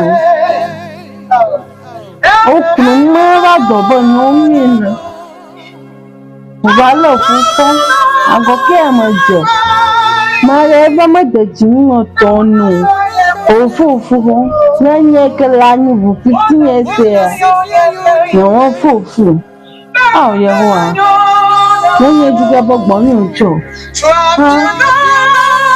How come I don't bring your foot? You're very high, Cova. However, you read the family here, no man and a girl got my son. You go up, Mafuga, Mafuga. Oh, Yahoo. Oh, Yahoo, from me. Huh? Non viaggi di spezzi a covo. Sogno mai basso su tua. Non la cosa in basso su. Ma non abbia con nam. Io a go che mangia. Non c'è, ma la prima lu. Non gadina, non mi covaro ci namlo. O fufu. Ma I congi va dire ne voglio hai covablo. Ha ma ya kuma ma kuna na ko manuchi mo ha gbere ago ke manje no hunye fuso nye yo ya no nya chumba gbanye yo ya ko no ga do fi ha ba bi mo pro ba fe ma ba fofu ha o Yehowa ma dun pe nya futo ha o ni asa selo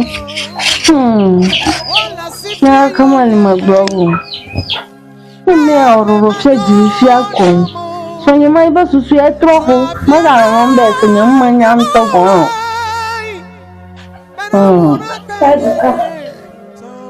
Tajifa le nke na mama na return oni do fo te me do fo mo yo ne to ba ji na ga ko fo shikwan so ni asun egba wa plus ni asun mo ko ba fi am le nyeju egba ro gba yan bo fi mo yen na o meke mo yen nu sabu mo ku ati ya mo ga na ma re tukuro mi ya se pe mo yan ku yen na no re e ma fu pa ko ga o te mo bo pe mo yen tun jo na gbo to ba ya un ti e do fu o e ji na wa shi na ma ro nka onye na ba om na how is Tajifa? Ma baba ga ayo mo yo so ma ga ayo nko na ku ga ye do fo je e ye do fo bo fi o yen afi ma nene nya le Dzinye fa me ra nu na mo poko nyan ku shikere kare Ana do Malia. Kama fara tukara jo. Kama baba mi ala no visha kilo Tajifa. Dinafa. Dinafa. Agalina gobi. Agbalugba ma lagano we jo poro fm won ro ki obo yen to gbowo na gbowo fe pe no tro na tro ma wa close ni na do jo ma na abani ma dugo na ma te mo na ku chi ko yan mu ka ro mo ti se ra yen yo gbo je ma nya me do fo me wa poro ya ka ma yi na wa plo mo zo ni Ko do malala. Tajifa. Ado ga hama oh ga kom no nyam ye ka nchu anya nchu ojojo ga we play reso shi pore nya no manam ko ba 10% aro ma plan maru anya che ma ga pora chu ni blog ma na gba ma kan ji ha no no to abuju honey ana fe to gba ye you know wa plan no Tajifa. Kada de magbo afe no ga kwa. Ma de ku funula. Makam, no, the Lacuman, you flow at them. You flow up when I play my room, I have a buffy now. Go now. But my buffy now. No, brother, you. Makam, on you know what? Mamma comes to. No talk about bleeding by your bleed. I start to find a young girl. I don't know.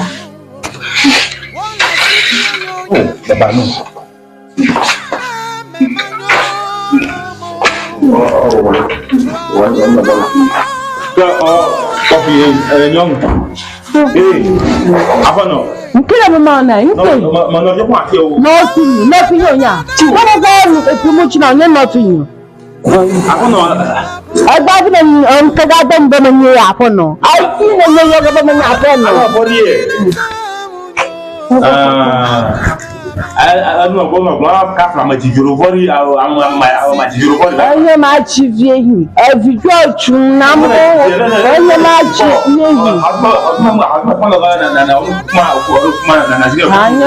You know, please, no, I am in every chimney. I am no one go come of chocolate, damage wrong.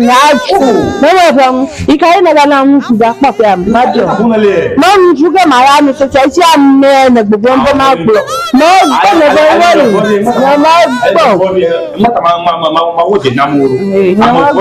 Mauhan never know for you. Oh, I'm too forgiven. I'm too forgiven. But I am my father. Oh, I'm too forgiven. I'm too forgiven. I'm too forgiven. I'm too forgiven. I'll see a lot of I'm not done. Takaba, remember that I made to see. Takaba now. My Yaga now. Tanya, my Yaga now.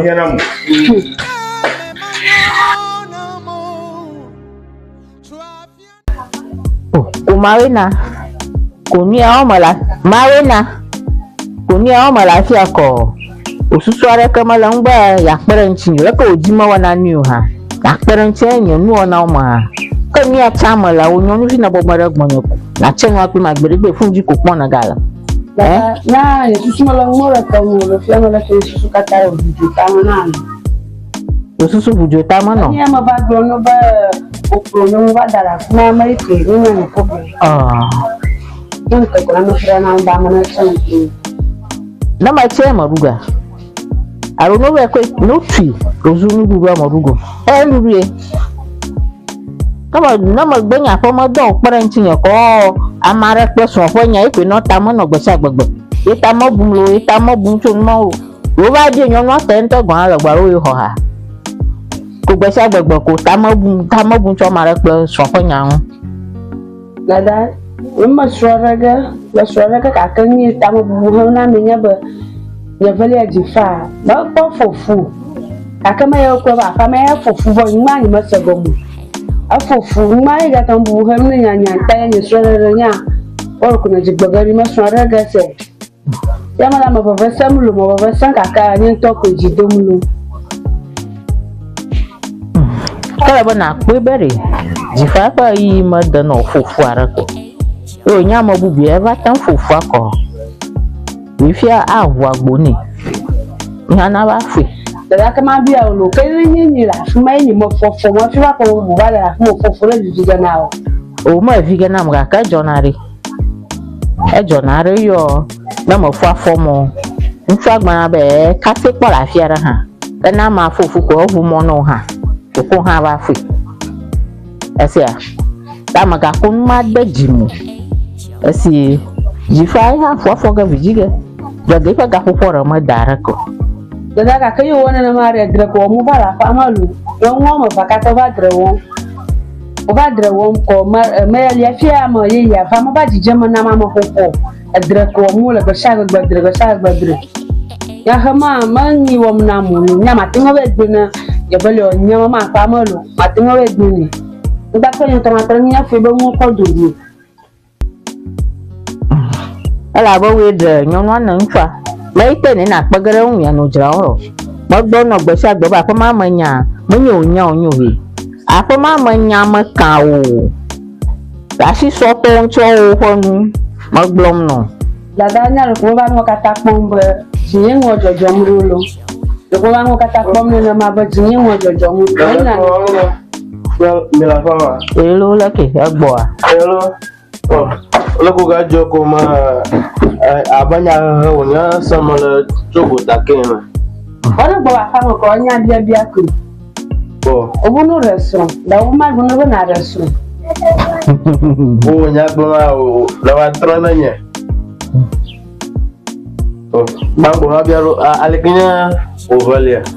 Adra ko mo la fama lu. Adra ko mo la fama ta. Na majima gune daga na ma chucha mai gare bo. Oh, plus suba. Na nyung bia ga jangwa ko mo ko nyata ma parang manya fu nyung bia ba mo ko doji. Oh, tolo. Ma bia. We va de Jifana Asro. Le mari ni ka kan wa kata ko ma ba ka Dzinye ngo jojo Jifani ba to valia nya to diji kaka kokoti.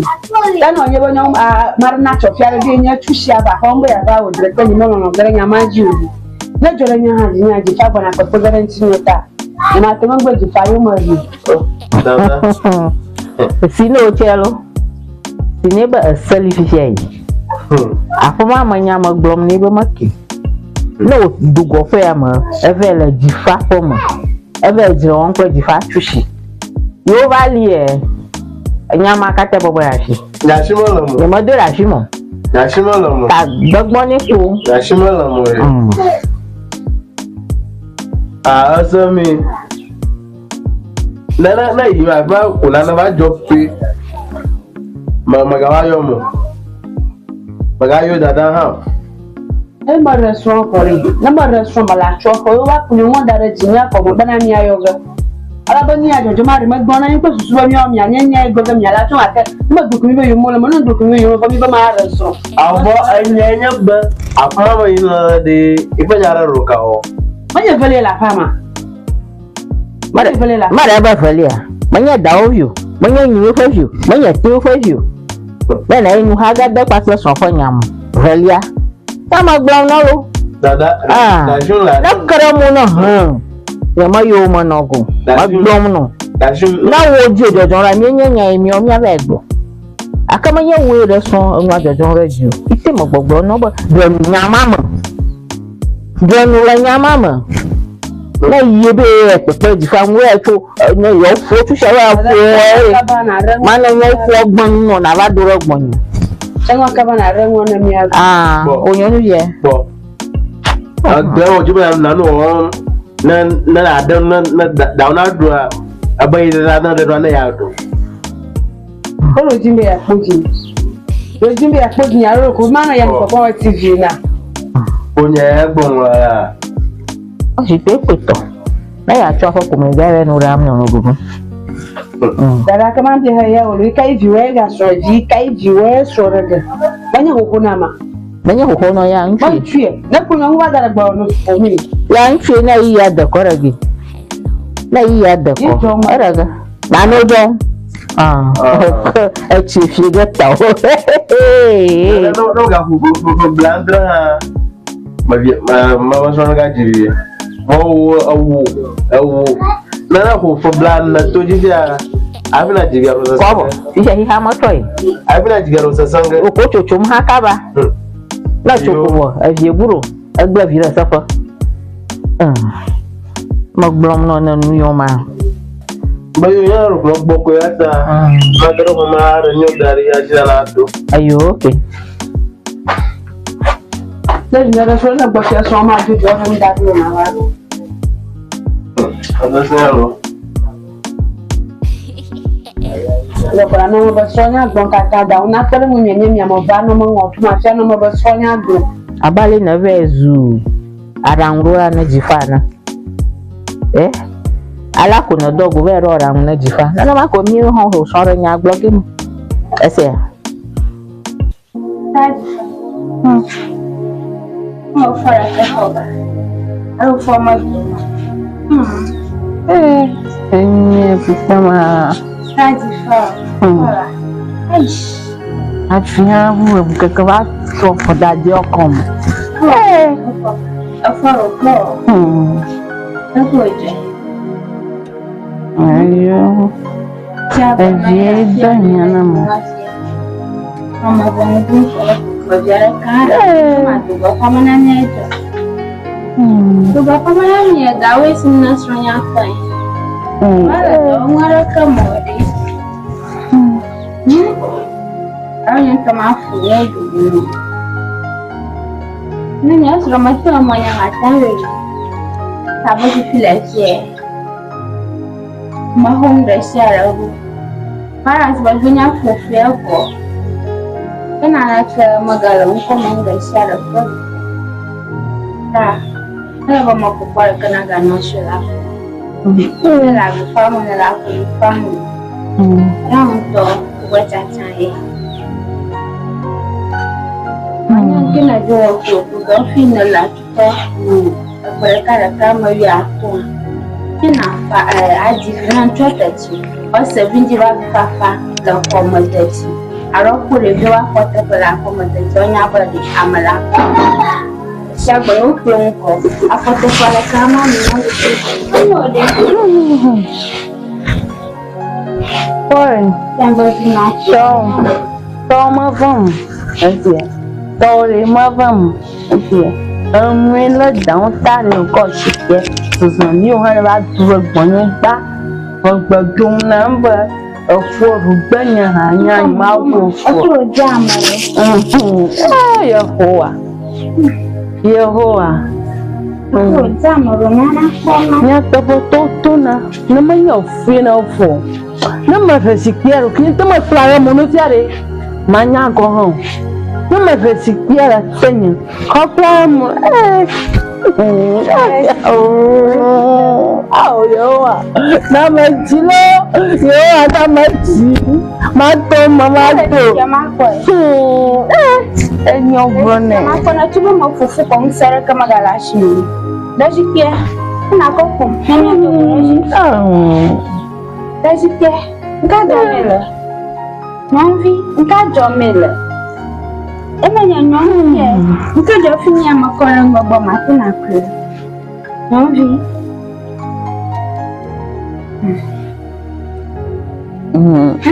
Yehowa. Ogboga na mo gba foga na jo. Anya mo jojoga. Niente widade na va tutuma. Niente wi na va tutuma. Bon ha authority. Fofu. Egbalugbo na va gbon na ba. Nya mo ko ni kodo.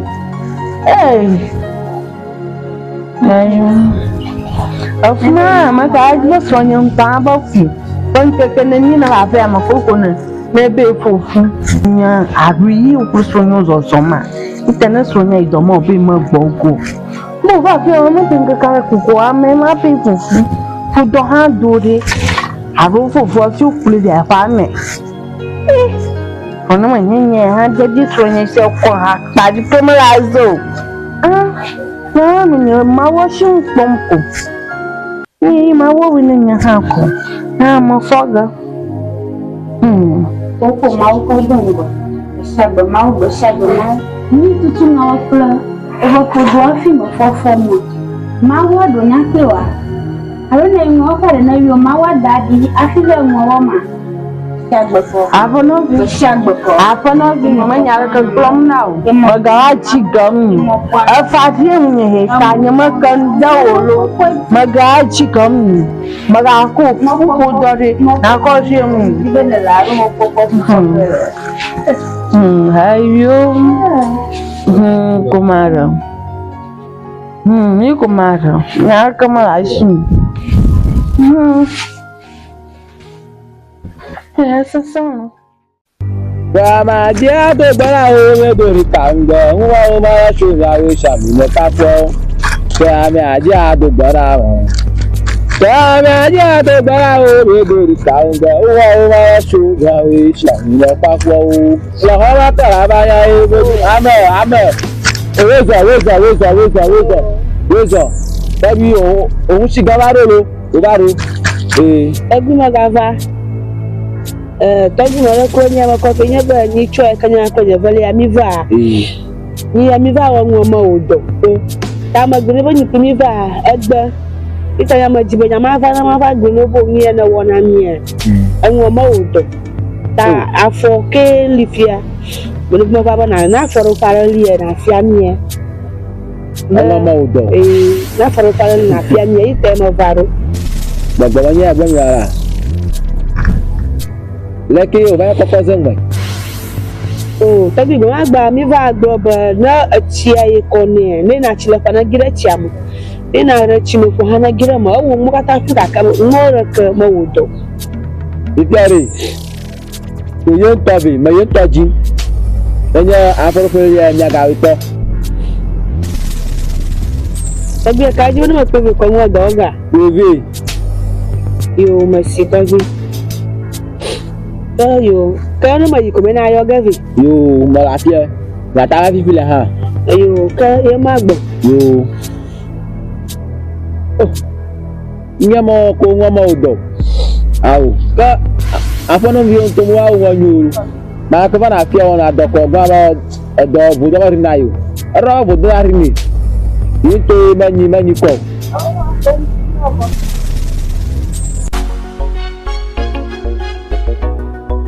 ba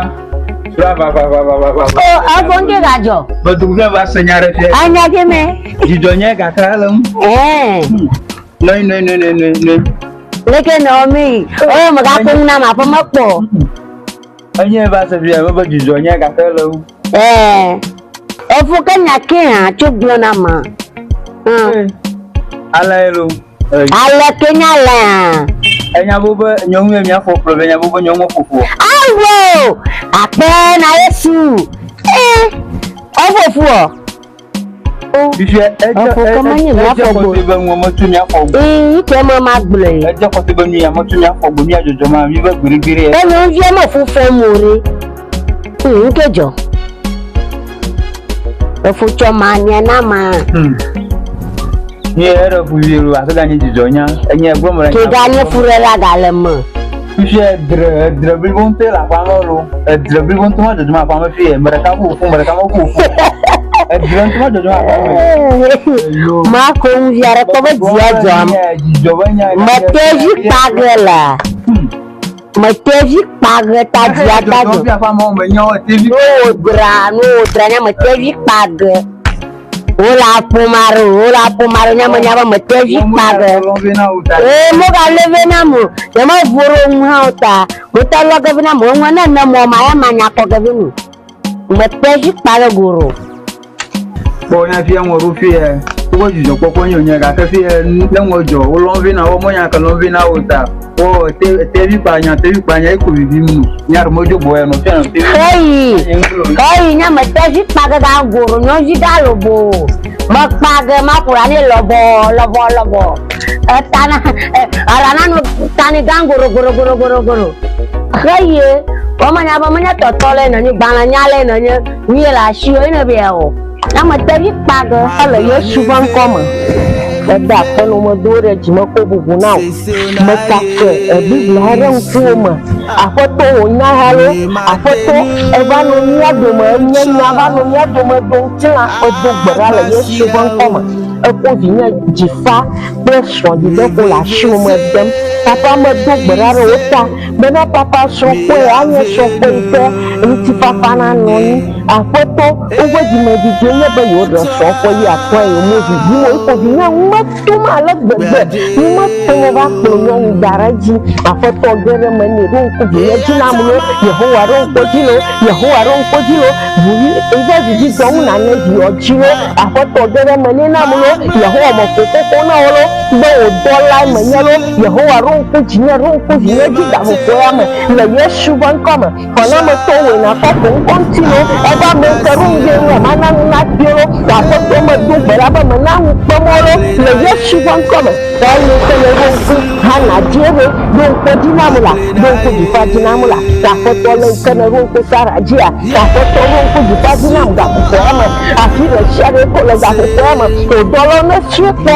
ni le share ko mo le da ko le bo to mo afi o we na mo ti ko chomo Yehowa ro le ba gere mo ni no chipo chupo otigi no chua po banare papa e so ko la je se le foro so dia to le so afo o bo di na temo e so bo di ku ko mo le e so bo ni se di mo la ma po mo bo o chigi la ro pima ta fo to fa koni papa mo du gbara bana mo kan re share te lo mo ma wo ne de da ta po mo onye ga-ega ga-apụpụ don kpọpụtawo Yehowa rujinawo bere manawo afeto bere manawo banari tapanye chobubu kwebe bere jina ala be mawu tele yere wowa afeto ni tele ni bere hu na ni bo ti na le ta gbo sona onye mawu ke wu amane ga gbo gbana onye mawu ke wu se ashu le ga biamani ni se ko ga ko bi na okuna ọ̀pọ̀ mẹ́ra ni nàdájọ́ mẹ́rẹ́ jù pápá dàpọ̀pọ̀ dẹ́wọ́ mẹ́lẹ́ máa wà lápò ó tẹ̀lẹ̀ ní yẹ́rọ àgbẹ̀mọ̀ lẹ́yìn ẹjọ́ òbùbù pé bèbè rẹ̀ jù náà mẹ́ta àpẹnumọ́dún rẹ̀ jì lọ́pọ̀ bùbù ló bí ẹ̀fọ́ yọ bí ẹ̀fọ́ yọ pé ní wọ́n gbọ́ hàn lọ́wọ́ ní ń rere wọn kàkà òbù náà ó kọ́ dà àmẹ́ nke ẹ̀yọ́ kí ọlọ́bùdí náà fi yà rẹ̀ ẹ̀fọ́ mẹ́fà àkàkọ̀ náà ń tẹ̀sí ẹ̀kọ́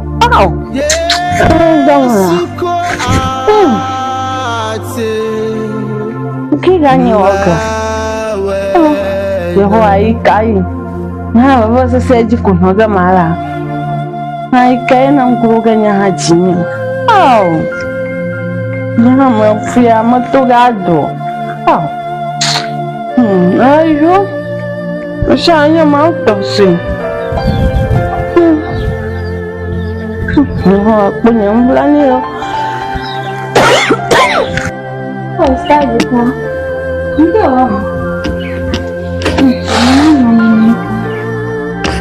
Tore ngai mama se ma foma dio nyara ro ma bo bana na nyawo ma pio bana na nyawo ma ko sa bana la ko dura se o yewo ko me bara yo awara tá de fala mas vamos só no pó ami ama fon bo plon ave pe amata na te fe ka ke fa mali kan ha do fo gbe namba o ba fu be shagbo mala nya fi ba fu pero roko na ma wo an kuro ga nya Dzinye gbaraka mala chigaku basie towejo tamagun lo towejo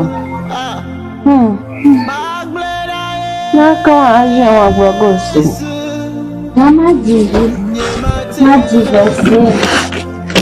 de motivo. Então eu não ganho não. Não pode até mais, pode até mais. Não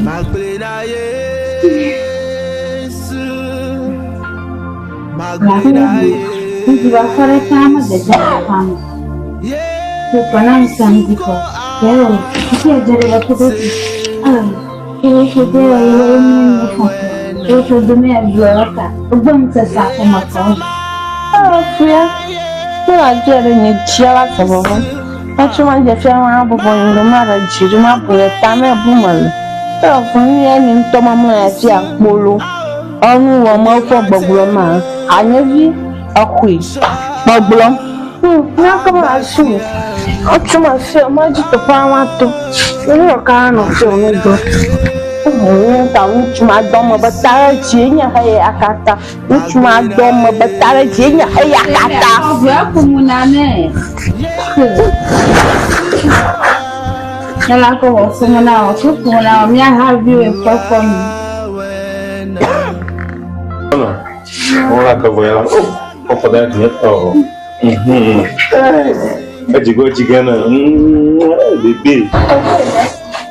É de minha coisa. Nǹkan tó bẹ́ẹ̀ ni bless bless àwọn olùgbọ́n wọn o akẹ́rẹ́ àpọ̀jù bọ̀ nínú owó ẹ̀kẹ́rẹ́ tó. mọ̀kọ́kọ́ bùn ẹ́ ẹni alágbẹ̀gbẹ̀ ẹ̀mí sẹ̀yà bùn ẹ̀ta ẹ̀yàn wọn ẹ̀ta ẹ̀yàn jù mọ̀kọ́kọ́ ẹsẹ̀ kan mi.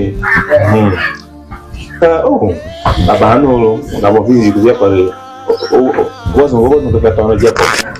Aduga mano, quer dizer, não vai, pô, uma chico, não olha a coca, pô, dá o duelo,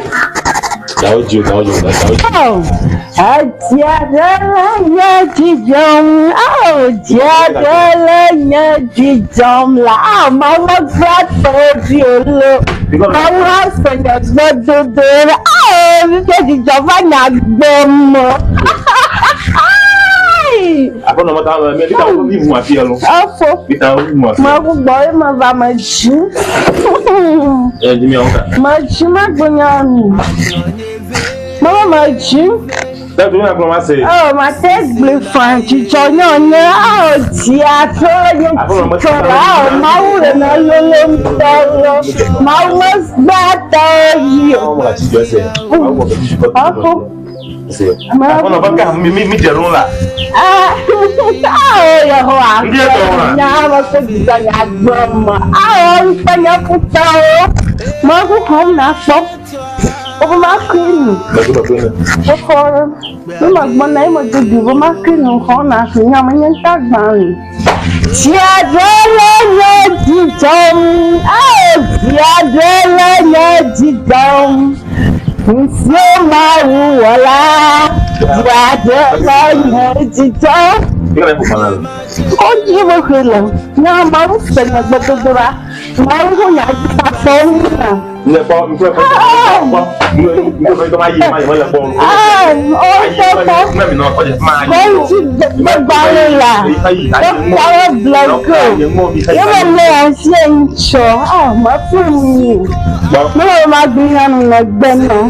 Maafkan ni yang konsen. Yang konsen apa yang Amal punya lah, amal saya amal boy ni dia. Amal jika nak tanya fungsi, tapi amal nak bagan betul ni. Untuk berah. Mau. Tak. Aku Nama jika benamu, majika benamu, nampak majika mati manat pun. Aku macam apa? Aja jalan majika nak. Kalau dia kemarin malu, bapak ni tengok soal dia kalau dia jual. Ada sekolah kami ada. Kalau abang ni jual, malu ada soal ada media. Kalau bukan ada, bukan malu. Azul.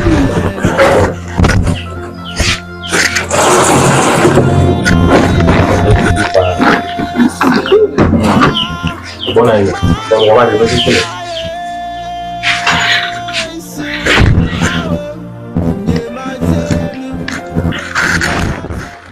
Cowok mau bela Yehova di aye na donu danu ekama awe wadago wojojo nyanyerego abe Dzinye wisdom ìsájì fàgbà lẹ́kẹ̀ alámọ̀pọ̀ ọ̀pọ̀ tó bẹ́jẹ̀ bá jẹ mẹ́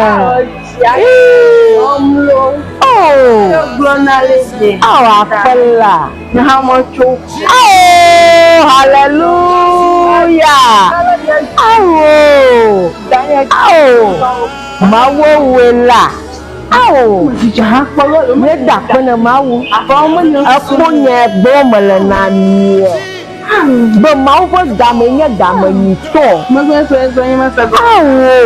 enye gbɔ me le bena ɖi mawu ƒe game nye game nyitɔ yiwo dzi ɖe mawu ŋutia ɔƒetɔ ƒe asi etsi dzi etsɔ ƒe mawu yitsɔ ƒe mawu gbekagbe hã mawu ƒe game la ɖo bɔ yi.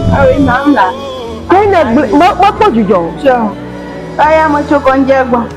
Ontanya ni orang fatau pokok juga jauh maku pani, punya maku pasti kontak pani ya. Nama bajunya cuma awak pula. Ni masuk kalau nyabang. Tanya makan ni kontak pani. Nas mau kupalasi. Aku mana mau? Memang gua baru. Soalnya sorry. Nama bangka sorry. Nyanyi jima mau beli. Nak kuiba, kukulah rokok ini. Membulunya ni benar dia jual beli merah. Pusara lara, memberi jual beli membeli ni mereka jual ni benar ni. Bapa gila mau gama jila. Au, hana hajishila. Nyonya yokubazi no. Mabezi bela. Onu nyakomu.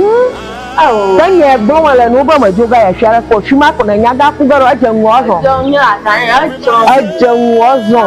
Jonya tonta. Nyaba mawore, medon pamoro. Mawi asubonya mala. Besia. Jonya na. An kwanya machine jojo. Akba Jonya na. Ala nyo mala nyanko nwo. Oh, akbala.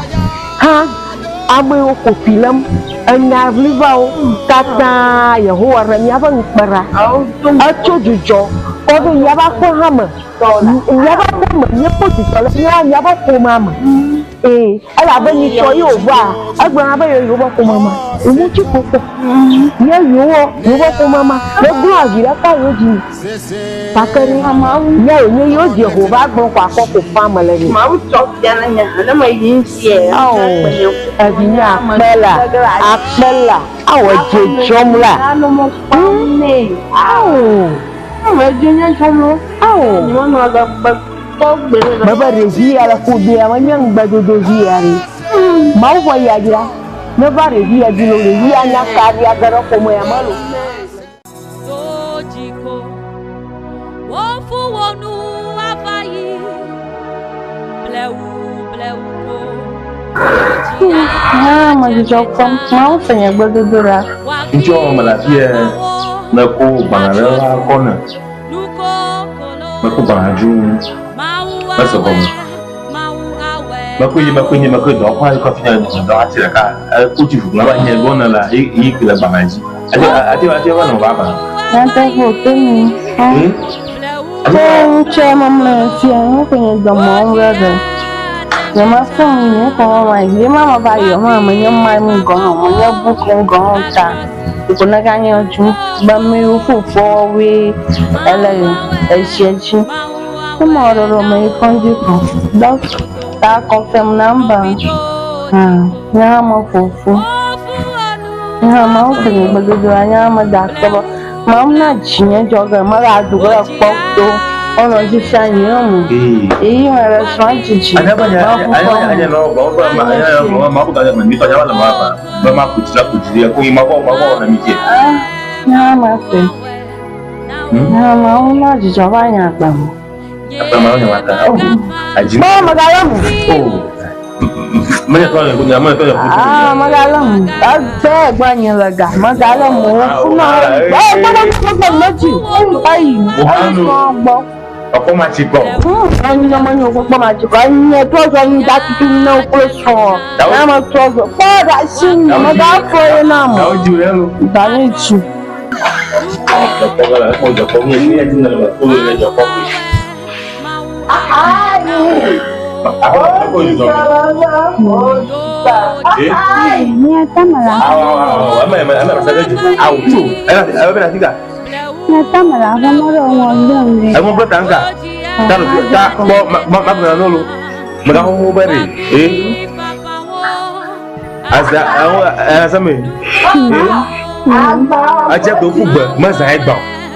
E ko sama a je ko fugbe sa ma sa e gba. E ko sama awula. Awu. Mara ku tinu. Ajima mo ya dogala. Oh, doji ase. A je ko fugbe ma sa e gba. Na li ko mi ka fugbe ka fe awu mara ku tinu. Rajo ase. Àwọn yẹn gbọ́ kàkẹ́ rẹ̀ ọmọ rajo. Agba gbẹ́jú rẹ̀ ní sẹ́yìnà. Màá kó mi ṣe. Owó ẹ̀pọ̀ mọ̀ náà gbẹ́dẹ́ tó bọ̀nyà.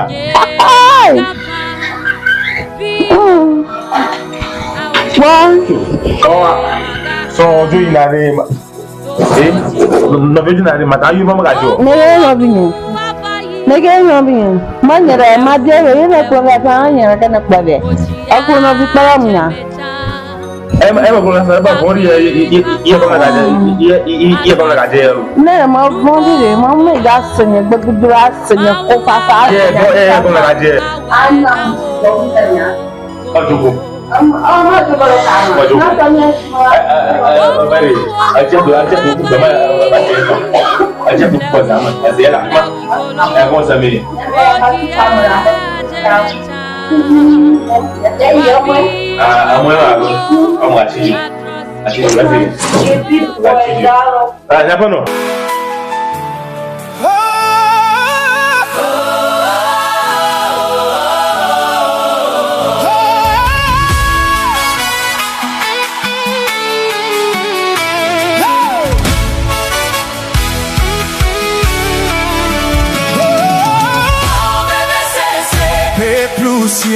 Sinye abenye zumada chiveve mele nunu zon plekeli azoyanye maganwi keolo